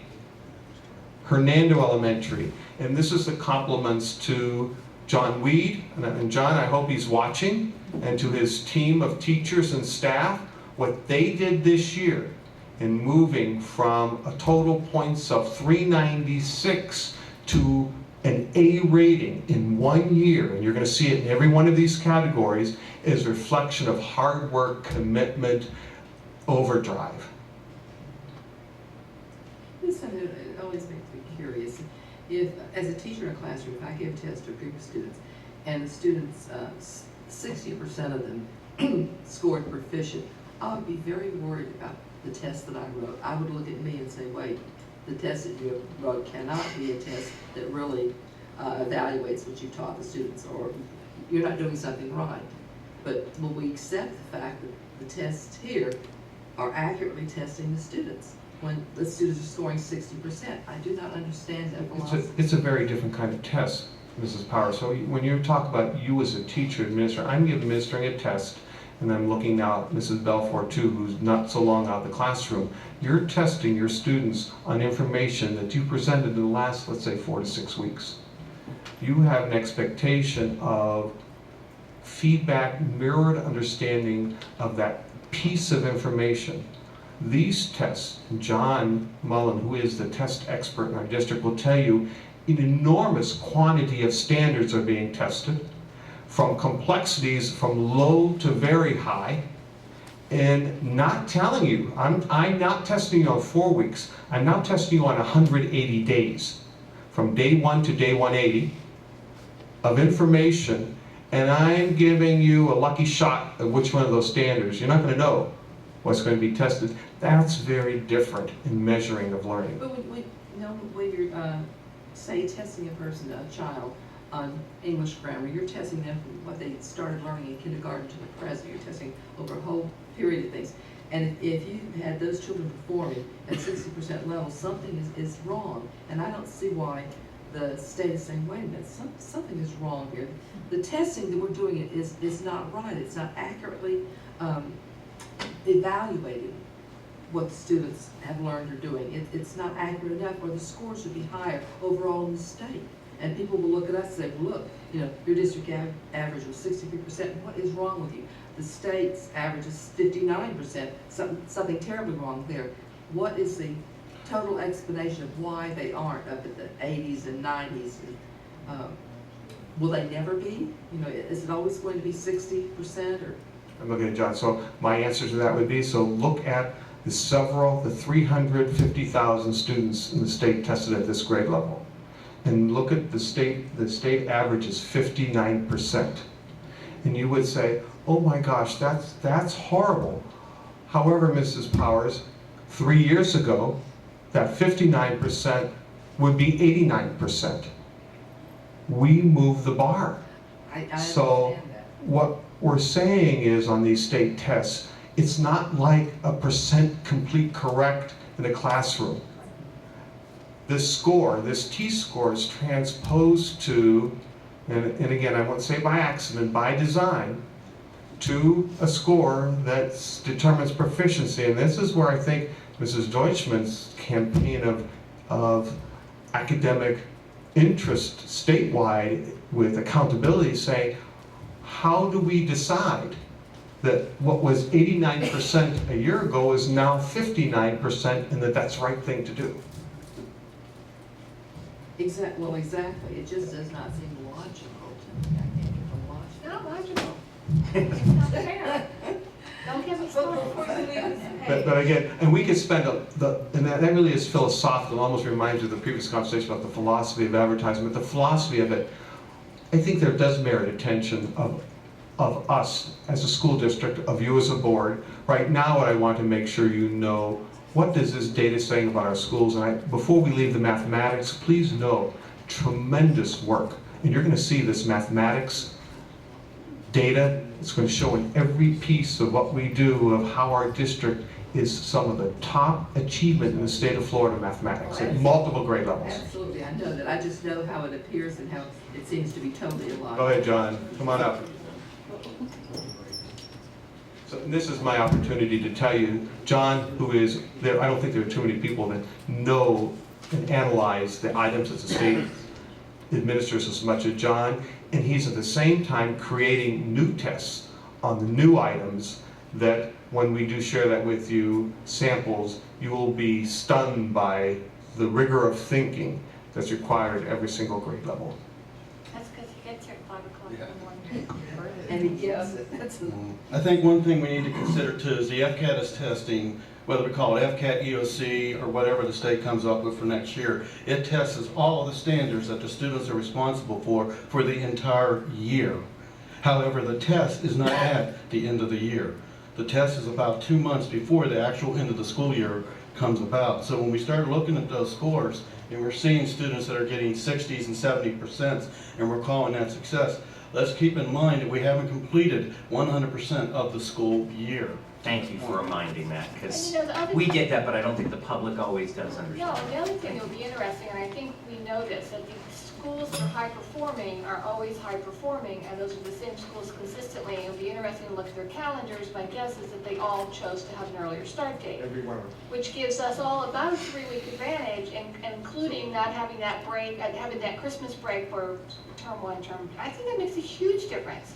Why couldn't we show this to our legislators? Well, I mean, we have, but it's all about academic performance, and let's have a calendar that maximizes academic performance, and we're a perfect example of that. And the only way right now you can have that is if you're in an academically high-performing district such as us and have the right to make that exemption. Or if you're low 300, you're working 2 more hours a day, 1 to 2 hours extra a day, not in a year. So I know Mrs. Bryant, you were I just patient. want to say to Lane Purvey, goodness gracious, and Pleasant Grove, that's awesome. I think in mathematics, even the schools, the couple that have dropped, they're still great. Math was our weakest area, and now it's become our strong area. Now look at writing. There's a spread even greater. Remember now, though, when you get to writing, we're testing a certain group of students. This is just one grade level, one group that happened to move into 4th grade. Notice again, Central Ridge is very steady, and most schools did improve or stayed the same. Pleasant Grove stayed the same. Notice Floral Cities drop. That, when you asked Mrs. Deutschman, was anyone surprised? And again, I did speak personally to Mrs. Reed. You know, this emotionally bottoms you out because it is not what one expects. And it's not their typical performance. Correct. And great thought and reflections given to what caused it and what we need to do differently. So but also consider the number of students in those Right. grade levels, and it doesn't take very many students to skew that data one way or the other because it's a much smaller population. Right, so that's the point I want to make here. Both 2 schools, Homosassa and Floral City, have the greatest potential for volatility, dramatic up or down, because 2 or 3 students can shift the performance by 10 to You have a 20%. greater value. Each student has a greater value when you have a smaller. Right. The worry we would have, and Mr. Clotter guides us with this, the worry we have is when a large school has dramatic shift, that's a large group of students who cause that shift. So we have to look at it both ways. We don't look at just the beneficial, we have to look at it. So when a drop occurs in a large school, we pay close attention. But isn't there also the concern that do we overcorrect I'm thinking of like you take Full City, for example. Because we don't have a breakdown to show the difference between the Common Core and for example, the Next Generation Sunshine State Standards, do we sit there and say they are maybe on track, but they had just those few students, and so should we recreate the wheel? And again, this, you often bring that up, Mr. Kennedy, as a great reminder to everyone who may be listening, and principals, and I hear Mr. Mike Mullen guide principals not overreacting to that, because it could be maybe this fourth grade group was a very underperforming group of students when it came to writing skills, and they therefore may not compare to the previous year or the next group of students to rise. So you may be doing the right thing, but this group may not have demonstrated. So schools know that. I think they have a pulse on those nuances and elements, and we depend on them because we cannot go in and make that detailed analysis and deduction based on information they do. You know, they are in those rooms every single day. Thank you, Mr. Simon. You're welcome. So then science comes forth. Holy smokes. And so I'm going to disclose to you a private conversation with Mrs. Simon. How does this happen? And I ask her from a district level, so how do these bubbles get so far apart? High highs, low lows. Again, look at that Pleasant Grove. From 36%, I think, to 76%. You know, how does that, that's a big Pleasant school. Grove, they really did go in there, and I can tell you from that 5th grade, they made some wonderful improvements there, very calculated. So it was exciting to see that because that was not accidental. That was very clearly, they knew what they needed to do, they implemented it, and they stuck with that plan all year. And Homosassa, always. So what is this in science? And so we ask our department, Mark guides us all, so when this occurs, we do have very high performing schools. What are they doing? What is it that they're doing that we can assist and support other schools in doing? So those are the questions we ask when we see when the bubbles start separating with highs and lows. We ask those questions to better be supportive of the schools. But I want to point out in science, although you see this spread, almost all the schools have made gains. Now let's look at middle school. And again, the same chart, except it's narrow because there are only 4 sites that we're examining. Citrus Springs, Crystal River, Inverness Middle, and Lecanto Middle. And here you see some subtle changes. For the most part, they kind of stayed steady, just as elementary did in reading. There wasn't much variation of growth or drop. And for the most part above state average. Mathematics, Inverness Middle School, slight drop there. I think Mrs. Deutschman, you would say, and this is personal conversation, Mr. Rowland would have told you, I did not like to see this coming. I did not see this coming in the mathematics. Really? At the same time, though, how does this data fit into the fact that, and it's not just Citrus Springs Middle, although Citrus Springs Middle's been consistent in it too, the large number of our students that are excelling in the Algebra 1, the geometry, and where that plays into this, because at the same time, I know it's on the next slides, but you know, that it doesn't correlate entirely. Right. So here's what you don't see behind these. If I can have Amy, if we would have broken this down by 6th, 7th, 8th grade, you would see 8th grade at the top of this, and you'd see 6th grade at the bottom. And that's, again, I defer to Mr. Mullen, who said, so what happens in 6th grade? And again, we've talked about in our discussions, even up to this point, which is early in the analysis, those transition years, particularly from 5th grade to 6th grade, seem to impact us greatly in the performance of students, particularly in mathematics at our middle school. And then we look at a district with whom we work very closely, Brevard. Their 6th grade is in the elementary school. They have the highest 6th grade achievement in the state of Florida. So again, do you make those shifts? Do you stay steady with what you're doing? Do you improve practices? I think what's important in our district dialogues is that we take time to look at this carefully and ask those reasons. What caused this to happen, and what do we do? If we know 6th grade's a gap, what do we do? But as far as the transition, you know, you mentioned Brevard. If you look at their 7th grade, then they'll show that gap in 7th grade too. So it's the transition itself, regardless of whether you put it in 6th grade, 7th grade. Some schools have 9th graders stay at the middle school, and so then they see that gap in 10th grade as opposed to seeing it in the 9th grade. So. And Brevard asks us, So the transition is what needs to be dealt with Right. more so than the age. and Mr. Muller, Brevard asks us, what are you doing in 7th and 8th grade? Because your 7th and 8th grade mathematics skyrockets compared to ours. So, and they dropped to a B district this year for the first time in a long time. Will this be different when we look at next year, for example, that it's been this district's policy to have students that are taking Algebra 1 and geometry take the FCAT for their grade level as a insurance policy. I believe that that's changing. Right. And I would assume that that means right now we are getting a little bit of benefit in this data of having those high-performing kids in that. So it'll be separated out. So it'll be on 2 bookshelves. There'll be 6th, 7th, 8th grade math, and then the middle school algebra geometry will be separate. And then it'll be all those books will be then placed on one shelf to say, this is how it looks all together. So they're going to separate it and then put it back together. But this is just FCAT here. This is FCAT and algebra and geometry all lumped together. That's what it says FCAT 2.0 math. Well, that should say FCAT 2, it should say math. And I'll go back, good point, I will correct that mistake. Okay, That's this math. plus This algebra. includes algebra geometry.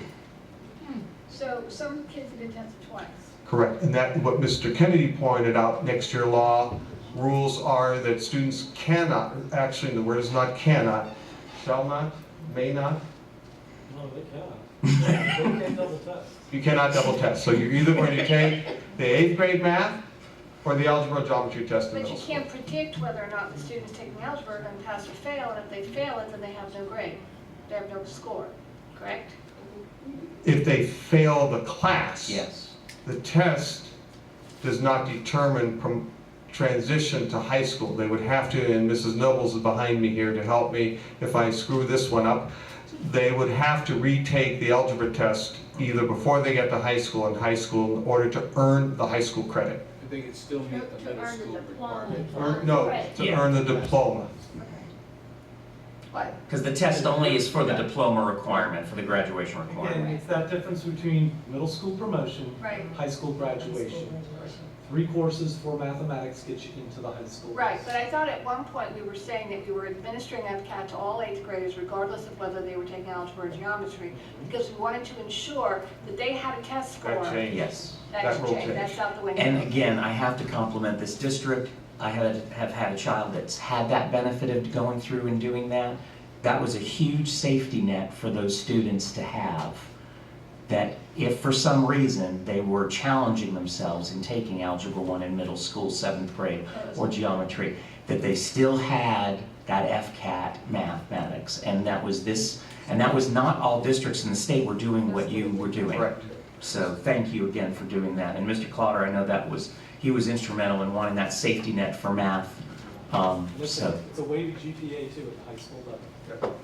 The other point Mr. Muller reminded me when I shared this, notice on this chart we're zooming in. So this is 45 to 90, so those gaps are looking a little bigger. So again, so there really isn't much change for middle school. So here's your response to algebra. Just go back one. Yes, I ma'am. remember last year, Citrus Springs Middle School didn't have their math scores released because they were too high.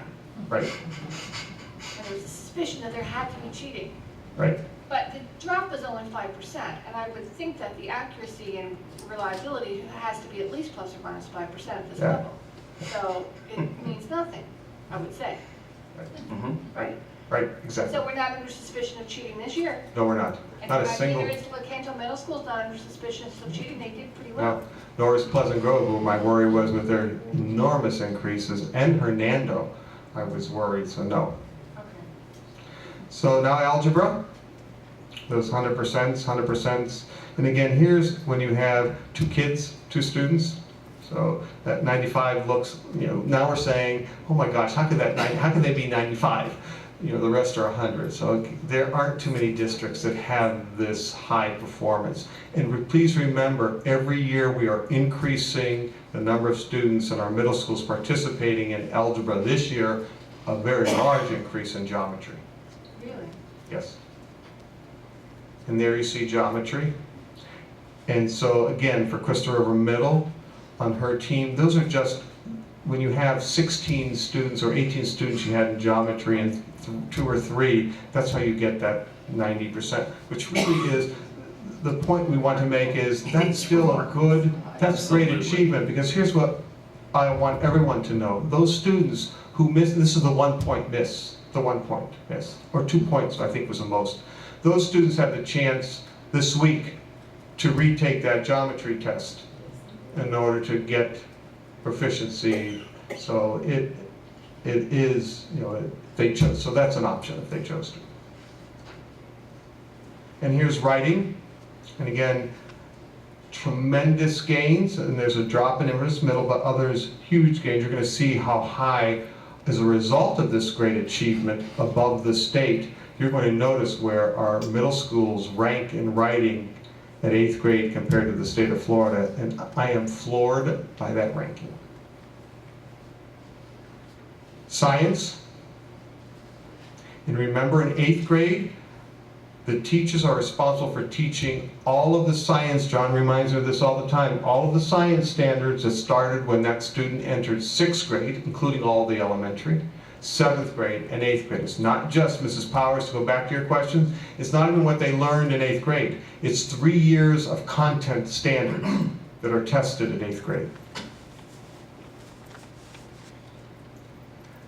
Moving to the high school, and again, I want to make sure we included our academy here because it too is one of our schools. The difference and distinction is the academy has a far smaller number of students. And notice they have just a couple classes, 9th and 10th grade reading, a total of 75 students compared to the 729 at LeCanto and the other schools. However, great achievement in close to 100% of their students performing at an above grade level, and all of our schools in reading increased. So even though it's a small percent increase, our pattern and trend in the past had been downward, not even above. The bar was raised, and even before the bar was raised, we were dropping. So we have started this upward trend for the last 3 years. And writing, same. Little drop at the academy. Again, small numbers there where drop is, 2 students make a significant difference. Algebra. So I want to pause to talk a little bit about algebra. And congratulations to Citrus High School. We work with them and know that they committed tremendous effort to Algebra 1. And working with their teachers with professional development, working in analyzing formative data, shifting practices, and it was reflective that gap and those bubbles there is considered dramatic. Crystal River, although increased, still below our state average, and we're working with them carefully on that. LeCanto High School, slight drop. And AES a drop. But here's what you have to remember too. Mr. Kennedy, just a few seconds ago, I said the increase in students taking algebra in middle school. That was going to be my question. So when you have more students taking high school algebra, you are now removing them from the pool of students being tested in the high school. So we have every year more and more students demonstrating proficiency in middle school. They don't take the test. So the students who are left are typically our students who are level 1, 2, and a few level 3.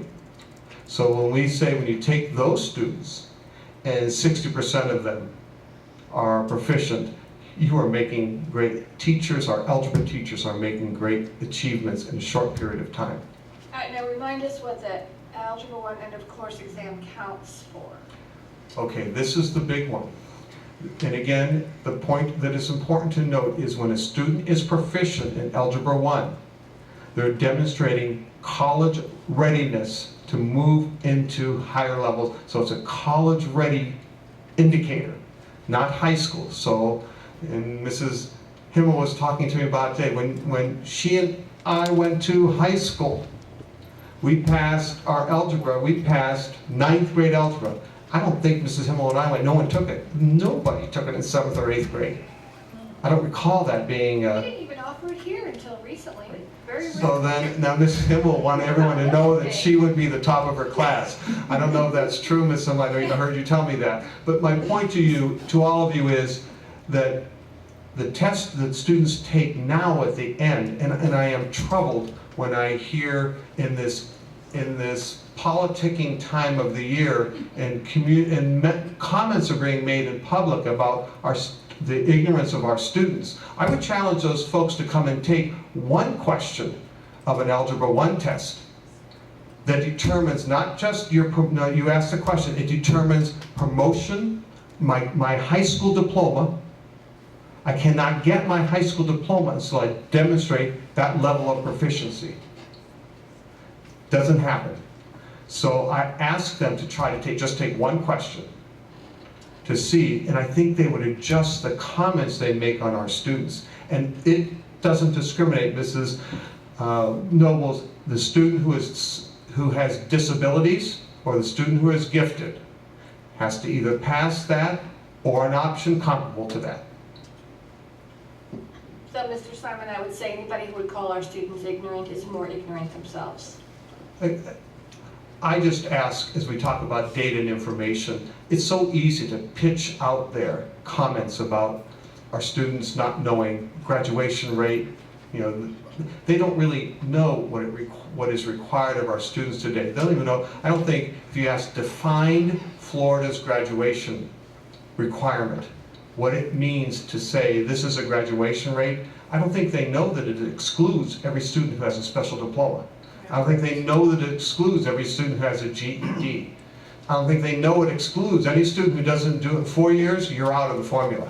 You're not there. Like Delta those Ed. students who go Yeah, to, any of those. foreign exchange or something, or Right, sixth so, So I guess my question is this, the Algebra 1 end of course exam, the graduation requirements have been changing back and forth, up and down every year. Where do we stand now as far as the Algebra 1 end of course exam and graduation requirements? and this is when Mrs. Noble's supposed to get up and stand right behind me to make sure I'm correct. So guide her. So it is 30% of the student's grade. They must score a 3 or higher in order to receive a high school diploma. They have multiple chances to retake that test. They have the option of scoring a 97 college ready score on the post-secondary education readiness test, PERT, called a concordance score in lieu of passing level 3. And Ms. Nobles, can you also tell us, isn't there a concordance score for the ACT on it, for the algebra, or not? No, that's No. only on PERT. Only on I PERT. will say that this coming graduating class will be the first graduating class that is required to pass the EOC or get a concordance score. Last year's 2014 class only had it counting as 30%. So this will be the new requirement coming for this group, and they've known it since they were freshmen. But this group, they had to pass the test in order to graduate. Now we're saying they have to pass it with a score of 3 or higher. So did the standard go up? No, it's the same. It was always had to be a 3 or? They've always had to score a 399 on the FCAT EOC. Okay. They didn't pass it last year. Not last year, but this year, that has not changed what the score has been for passing. So if a student who is going to be a senior this year scored 399 their freshman year, that was the passing score. Okay, so how many students do you think we have that are seniors this year that are at risk of not graduating from high school because they have yet to reach that 3 or above on algebra end of course? And again, I would have had that answer for you, and again, Mrs. Crowell and I were working on that today, but we decided not to, because what's happening this week are all of those students are taking the test this week. Okay. So we have about 160 students taking the Algebra 1 test. Okay, so those could be 10. They're not all seniors, 12, though. Right. So, How you many know, taking them? this week, about 160 students. So inclusive of that is some seniors. Some seniors, a smaller group, again, much smaller number, but I will provide you with that information because I think it's important to know. And what will happen, those students will have a chance in September to retake, and schools do kind of their own mini boot camp or Wait a second, we're program. in summer though.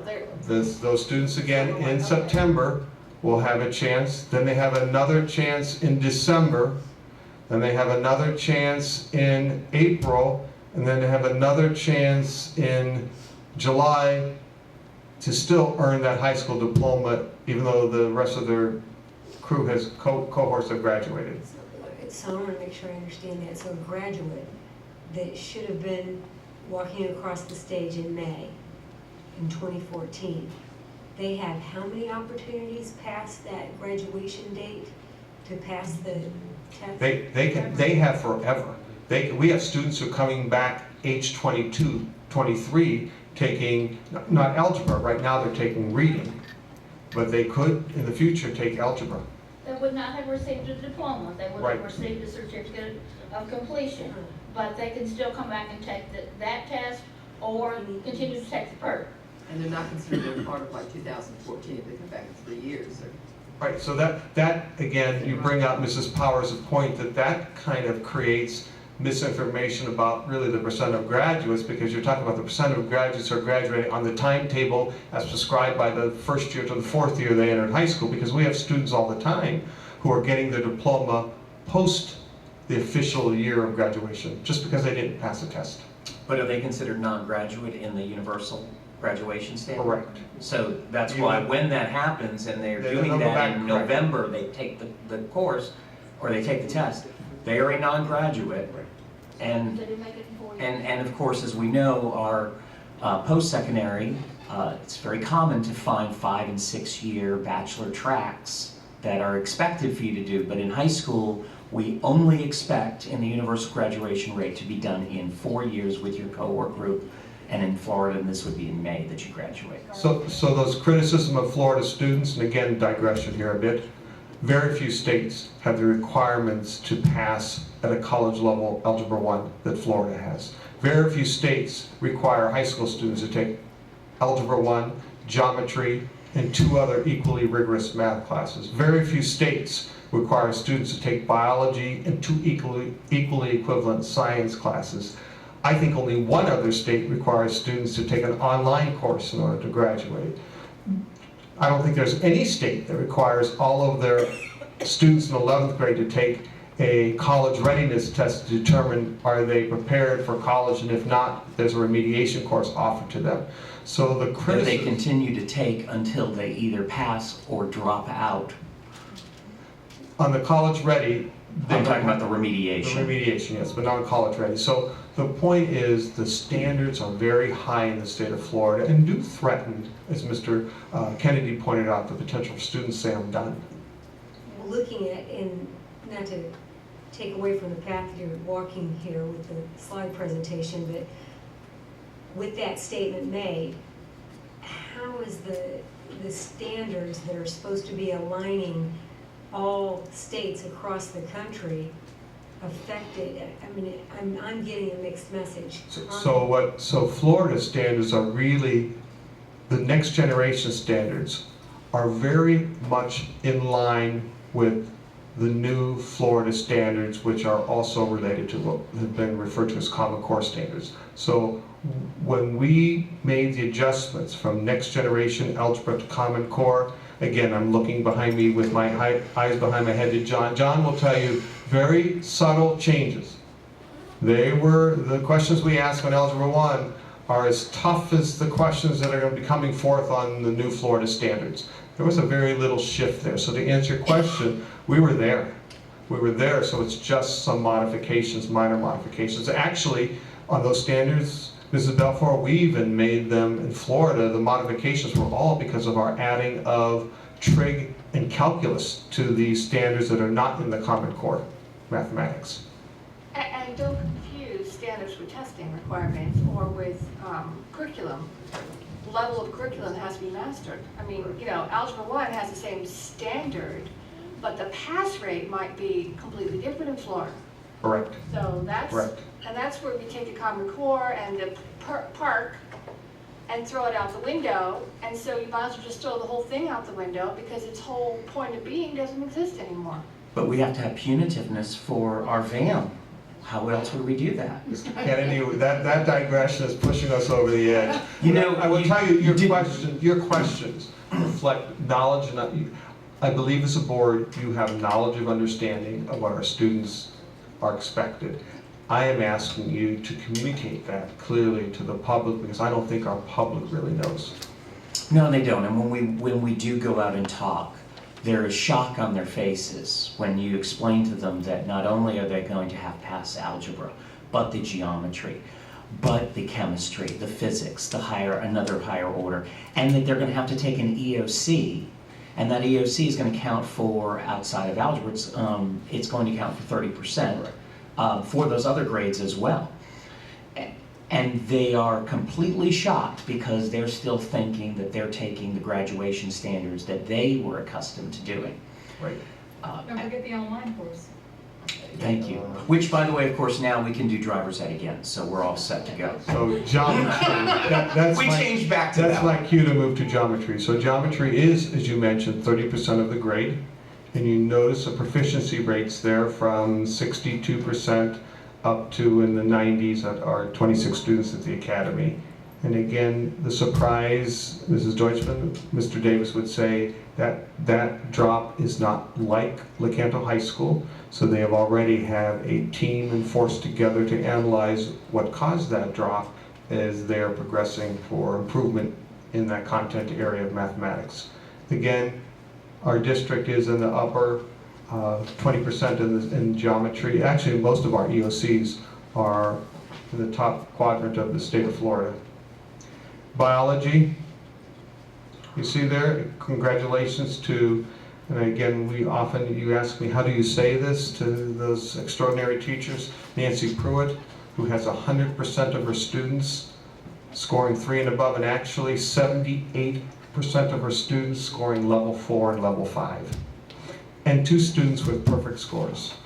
So that's great. And again, those are students who are at the academy because and Mrs. Belfour knows, they sleep, eat, drink science, environmental science. So, and it is a lab, it is a natural lab, and I think that's a model for us to say, lab experiences add to students' understanding. U.S. history, all 3 of our high schools improved. We know we have worked with Crystal River to bring them equal to our other 2 high schools.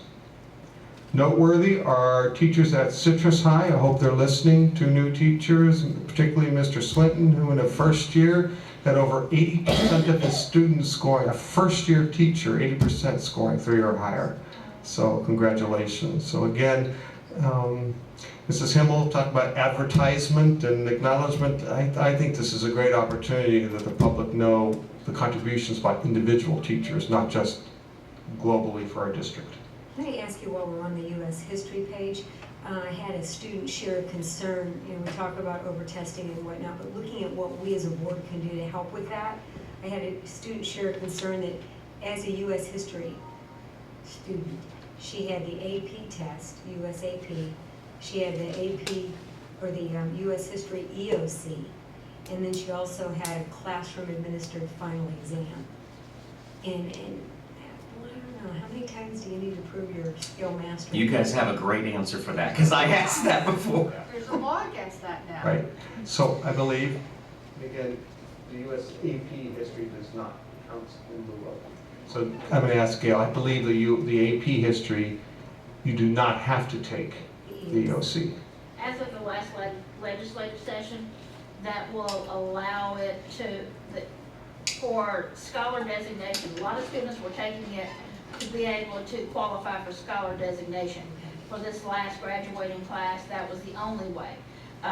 As of the last legislative session, now, if they take the AP or the biology, then those can count in replacement of the EOC. Okay, so US History, at this point, it But applies to see anybody coming into Right. this specific class. They can But- either take AP or EOC. What you have to realize that in some cases, the way that the school had it scheduled was that the student was scheduled for was scheduled for US History Honors, and then the student also took AP. So if they are in US History Honors, then the US History Honors basically ticks off that you have to take the EOC. So the reason, Mrs. Belfer, the reason why the teacher would say, you know, I want those students to have the opportunity, because now I have a whole year to help students build understandings, concepts, and they, again, another area where there are enormous amounts and years of information tested. So now I have a year. The down of that is when you sign up for that US History, you're compelled to take that EOC. But could you also explain too, because there's cases of the same thing, and then the question is, but then why are we having the school final? Why are we having that final? And I know you've talked to me about that, and it's a little bit different. I mean, that plays a big role. So Mrs. Himmel is looking at you with those burning eyes because her direction to schools has been that final needs to be something other than a traditional heavy ABCD kind of test or other test. It could be something else. It could be a presentation of product that the student does that demonstrates a piece of what they know, not summative of everything they had to learn, because they've already taken those and other tests. So I would say most schools, and Mrs. Belford, to answer your question, I would not know the school, but I would, if that child came to me, I would ask the question, so tell me what school, and then I would probably have conversation to help the school better understand ways in which they can measure with a test that, because that EOC is 30% of the student's grade. There was some legislation, I don't know, maybe it didn't pass, that for big schools, administering school-based tests within so many days of these mandated exams. That's very different. This is like what you're referring to was the test, and I'm looking at Mr. Kennedy because this will trigger his thinking. This is a test that's going to be used to evaluate the teacher's performance in the non-tested state areas. So for example, if it would be an ROTC teacher's classroom, that teacher could not, the legislation talked about, and I think it did pass, could not administer a test that is within the boundaries of the state tests because it would interfere. So then that brings the whole discussion. So if my evaluation and pay digression here, excuse me, is linked to this test that I have to administer in March, and I am supposed to be teaching till the end of May, how do you expect me to do that? So again, I don't think it I'm not sure exactly where that passed, but I don't. That did not pass. Okay. Because you can see what chaos that would bring. Oh, yeah, and plus again, the micromanaging that goes on to our classroom from the state legislation is unbelievable. And that was a perfect example. So I ask you to look at this with pride and joy. When you look at this chart, what you're noting is on the left, the grade subject areas and the 2013-14% of students 3 and above, and where that ranks in all the districts in the state of Florida compared to where it was a year ago. And so I ask you again, remember those tight bubbles in reading. So notice reading, 6th and 7th in the state in 3rd grade, 6th in the state in 5th grade, Mathematics, 7th in the state in 5th grade. Notice 8th grade mathematics, 5th in the state. 8th grade writing, and this is right with pride, 3rd in the state of Florida. Now when you look at who's 1 and 2, we're going to talk a lot about this in a few short moments. The 1 and 2 are arenas where they are the most affluent communities in Florida and in the United States. And it would be misleading to say that there is not a difference between public education in affluent communities and public education communities that are not affluent. So this would be something, Mrs. Himmel, again, testimony to great leadership, great teaching to share with schools and teachers and leaders to say, what you are doing is remarkable. Which were the first and second? You're going to see them in a minute. St. Johns County, for the most part, is number 1. Santa Rosa County, number 2. And you'll see and hear me say this again. In St. Johns County, 2 out of 10 students are on free and reduced lunch, Mrs. Powers. In Citrus County, 6 out of 10 students are on free and reduced lunch. I wanted to clarify something too. When you talk about school calendars, out of the 10 A districts, 8 out of 10 start 2 weeks after we do. Oh, really, 2 weeks after? 2 weeks after. And there's probably about half of them finish their semesters in January. Interesting. Yeah. So questions you may have as we finished on end of course exams. And again, Mrs. Judge, I will make that correction. I hate making mistakes, but that one middle school slide should be FCAT 2.0 math and EOC. So let's look first at school grades. This chart, and I just wanted to kind of expose it as looking at, I wish that my report cards through my career looked like this.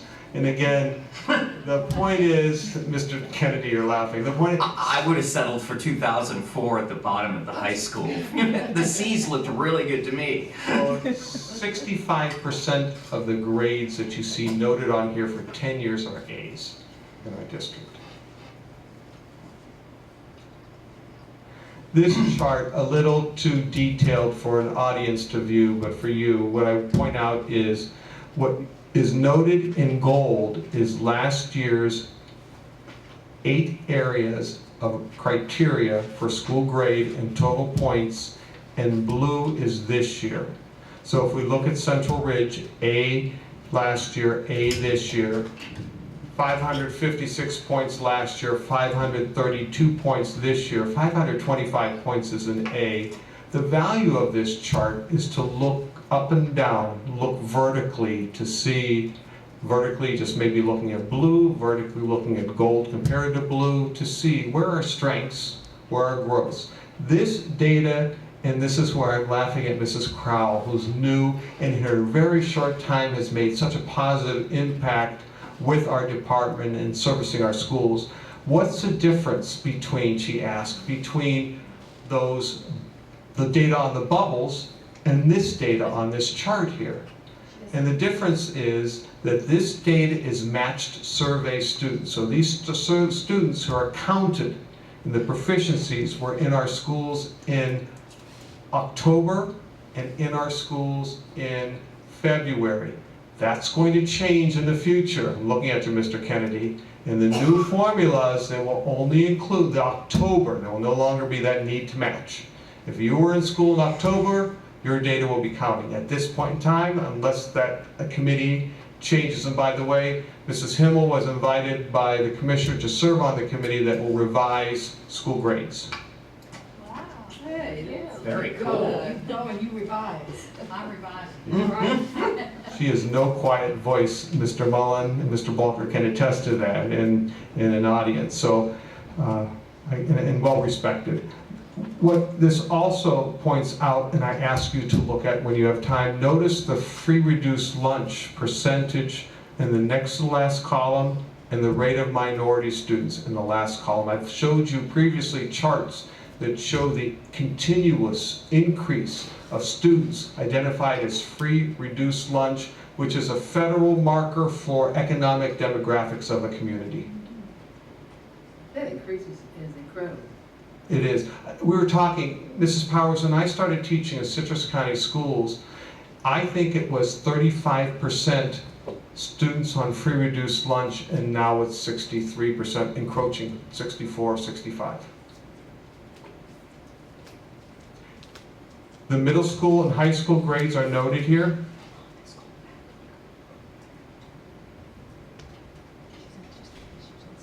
High school grades are pending. You see last year's grade, this year's grade, 800 points. And Mrs. Belfour asked this clarification. It's a good question. 800 points are linked to reading, math, writing, and science. The other 800 points are linked to graduation rate, acceleration, meaning students participating in advanced placement, IB classes, industry certification classes, dual enrollment classes, and also it will measure the percent of students demonstrating proficiency on college entrance tests, ACT, SAT, and PERT, post-secondary education readiness test. So that will not come forth until December. That really is our part 3 State of the District, so I'll do a personal invitation, Ms. Deutschman, to have you come back.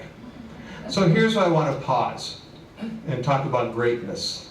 And again, as Mrs. Deutschman, the dedication to you, this part goes, Mrs. Himmel, to you in leading us, to you as a board, Mr.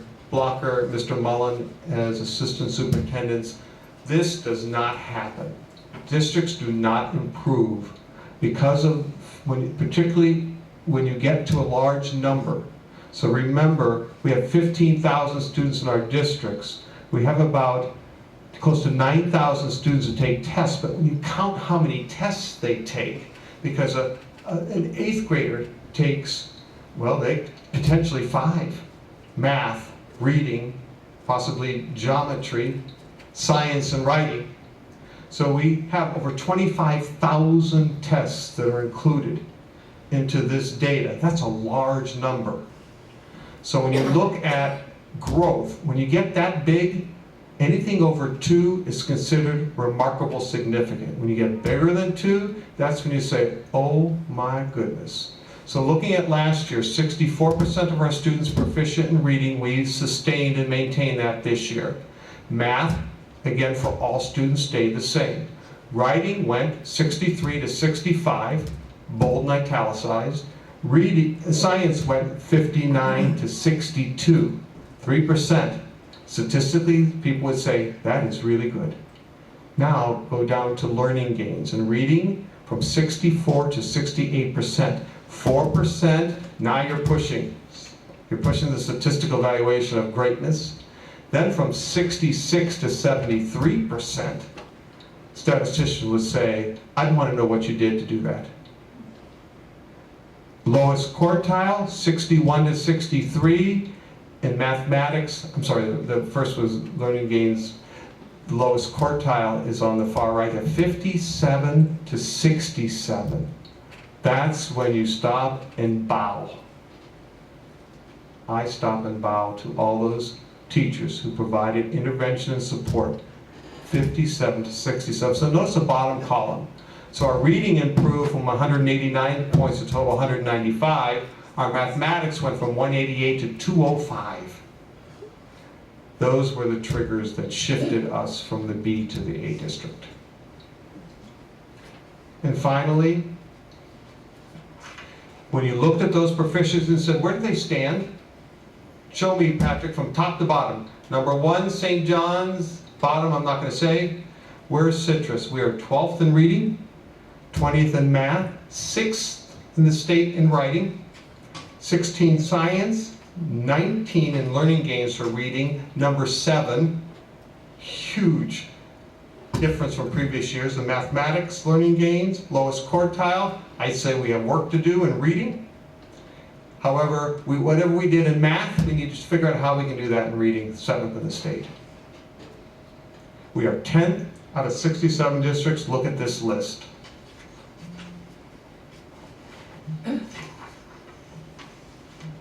So I say again, we are distinguished. We stand alone in that in the top 10 districts, the 527 to 587 out of 800 points. That's not a large difference between us and St. John's. However, look at 23% of their students on free and reduced lunch to, of those top 10, Citrus County is the highest percent of free and reduced lunch with 63. You may glance and say, okay, I see 2 school districts close to you. Gilchrist and Union both have a little over 2,000 students. One high school, one middle school, one elementary school in Union County, and I think Gilchrist has 2 elementary schools. So what we do should not happen, but does happen. And then why does it happen? It is, again, great leadership from the superintendent all the way through with supportive board, and we cannot deny the contributions made by members of our community who contribute, volunteer, mentor, support, down to paying taxes to our schools. I would tell anyone in any arena, you pay taxes, you made a good investment, because the return has been great. And the students. Of course, the students. I'm just giving you a hard time. Forget them. To all the students, and again, I don't know if a whole lot of them are watching, but they were. I hope they're not. I hope they're enjoying their summer. I hope they are. I hope they're enjoying the last few days of summer, but really, our students are greatly committed, and we have great stories to tell about what they've done and where they go. And I would be remiss if I didn't point out the Chronicle this last week that identified 2 of our students, you may know one, who are the international fishing tournament champions of the world. Come from Citrus County. Absolutely. Great guys. Any closing thoughts, comments, or recommendations? Mrs. Deutschman, recommendation for future. Please know we'll continue. Part 2 will continue with that trend. So you'll see where we compare to the state at every grade level. Part 2 will include looking at APIB data. So I guess when this is at the end of the road, we have a detour sign now. We don't know what's on the other side. So while this is all enlightening, it almost is to a point where now we're looking into a dark void. We don't know where we're going. So that's a little scary. And you're leaving us. Yeah, and the comparisons to this data will be irrelevant. Right. We talk a great deal with our team, and again, I'm very supportive of their presence here. They're coming up to help bail me out. What do I tell a parent of a 3rd grade student? What will your child need to know and do in order to be promoted to 4th grade? Well, I can tell you what some of those sample reading passages are like, and I can show you what they are. I can't tell you what the requirement's going to be, just as I cannot tell the 10th grade student the same Florida New Standards assessment that says what you'll have to do to earn the passing score to get your high school diploma. Likewise, in algebra, I would tell that would be almost the easiest, because that's going to be a slide. The difference between the current algebra and the new one will be pretty comparable, a little harder maybe, but comparable. So those are the tough questions, Mrs. Deutschman. That's why, again, we live with the decisions, and Mr. Hebert reminded me, our state has made decisions. Our job is to support the schools in that decision.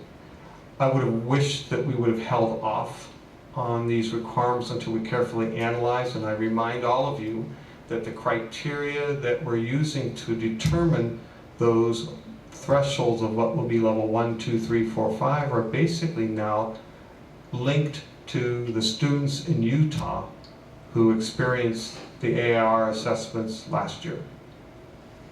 We're going to be, as far as being able to be an A-rated district, we're going to be able to hold that status. Yeah, that's for 2 years. Because of this transition, there will not be district grades, school grades that are established. So that's a good. I'm very thrilled that we are an A district, so we hold that for a couple of years, and we also earn, if we meet the class size requirement. I know Mr. Mullen oversees and makes sure that's happened, and if we meet the audit requirements, we will be also a high-performing district, and that's announced every May. Well, you know, I think the good news is that the crew that put us on the space of being high performance is in place, stays in place. And everything that we know how to do, marshal the forces quickly and respond quickly, and be very nimble about doing that, is still here. So I think whatever the requirements are, I think you have the people here who have that ability to understand what they are and quickly put in place the things that support the teachers. I don't know that we necessarily have to support the decisions that legislators make that are poor decisions. We have to make sure that our teachers have the tools that they need to be successful with their kids. The kids, it's all about the kids learning. That's the bottom line, and we're really good at figuring that out, what do we need to do. So, Right, and I know sometimes I feel like I sound patronizing when I acknowledge the achievements from Mrs. Himmel all the way through all of you to the teachers. But sometimes I think that we are so accustomed or expecting great performance that when it happens, it's just what we expect. And we don't stop to make the acknowledgement. So please do not interpret what by accolade as something other than genuine acknowledgement of doing something when you compare us to others. Calls from Palm Beach County, from St. Johns County, from Flagler County, Brevard, who say, congratulations, we really want to know what you're doing. and they'll happen by itself. Yeah, and Mr. Simon, when it comes to VAM, because that, is something that our teachers now have to live with. These scores are based again on Next Generation Sunshine State standards. Next year's, it's, a big question mark. Are they still averaging so that there's going to be 3 years of that data and that lagging data? And if so, how do you even blend those two formulas together? Those are good questions. So first of all, to point out that VAM is not the same as proficiency. So if Mr. Mullen had a classroom and 80% of the kids were 3 and above, he may not necessarily be high performing. VAM is based on a predicted score of what the students should have, like students in the state of Florida, should have achieved, and did the students in Mr. Mullen's class meet that bar that was expected. And not necessarily little Tommy or little Patrick's, that it's just a formula that's assigned to one of us to have a predictor of what we should have done. achieve. So then you ask the question, so what will the future portend for calculating? And the state says, yes, we expect you to use 3 years. So 1 year, again, think back to this. 2 years ago, the bar was raised. The year before that, it wasn't raised. This year, the bar stayed raised. Next year, we don't know where that bar is going to be. So I'm not sure what VAM scores would look like, other than I'm going to guess the state's going to try to look at a calculation that would make this next swimming pool be the same depth and breadth of this current swimming pool. So I'm not sure I'm ready to quite count on that that's going to be.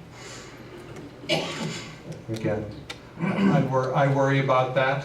I worry about that, and I worry, I'm very worried because, at this point, if you were a teacher, you would be considering changing in subject areas. You'd be changing because you'd be at least, bless you, you'd be resetting at least, as opposed to that 3 years of lagging data, one of which you have no clue how it plays into it. So I know these are the issues that then when we're having to make decisions up here, I believe we've had to take that into consideration. I believe we have taken that into consideration because, again, as Ms. Deutschman said, just because the state legislator sends us some of those things doesn't mean that we can't have some flexibility.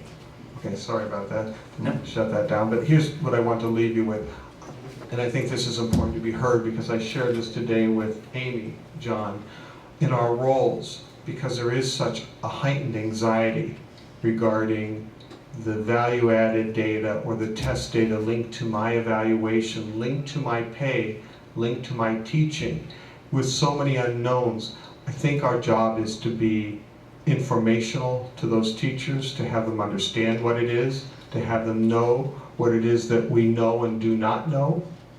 And again, I want that teacher to be as prepared and as assured when they walk in that classroom, because the lives they touch in the time that they have them, that touch is forever.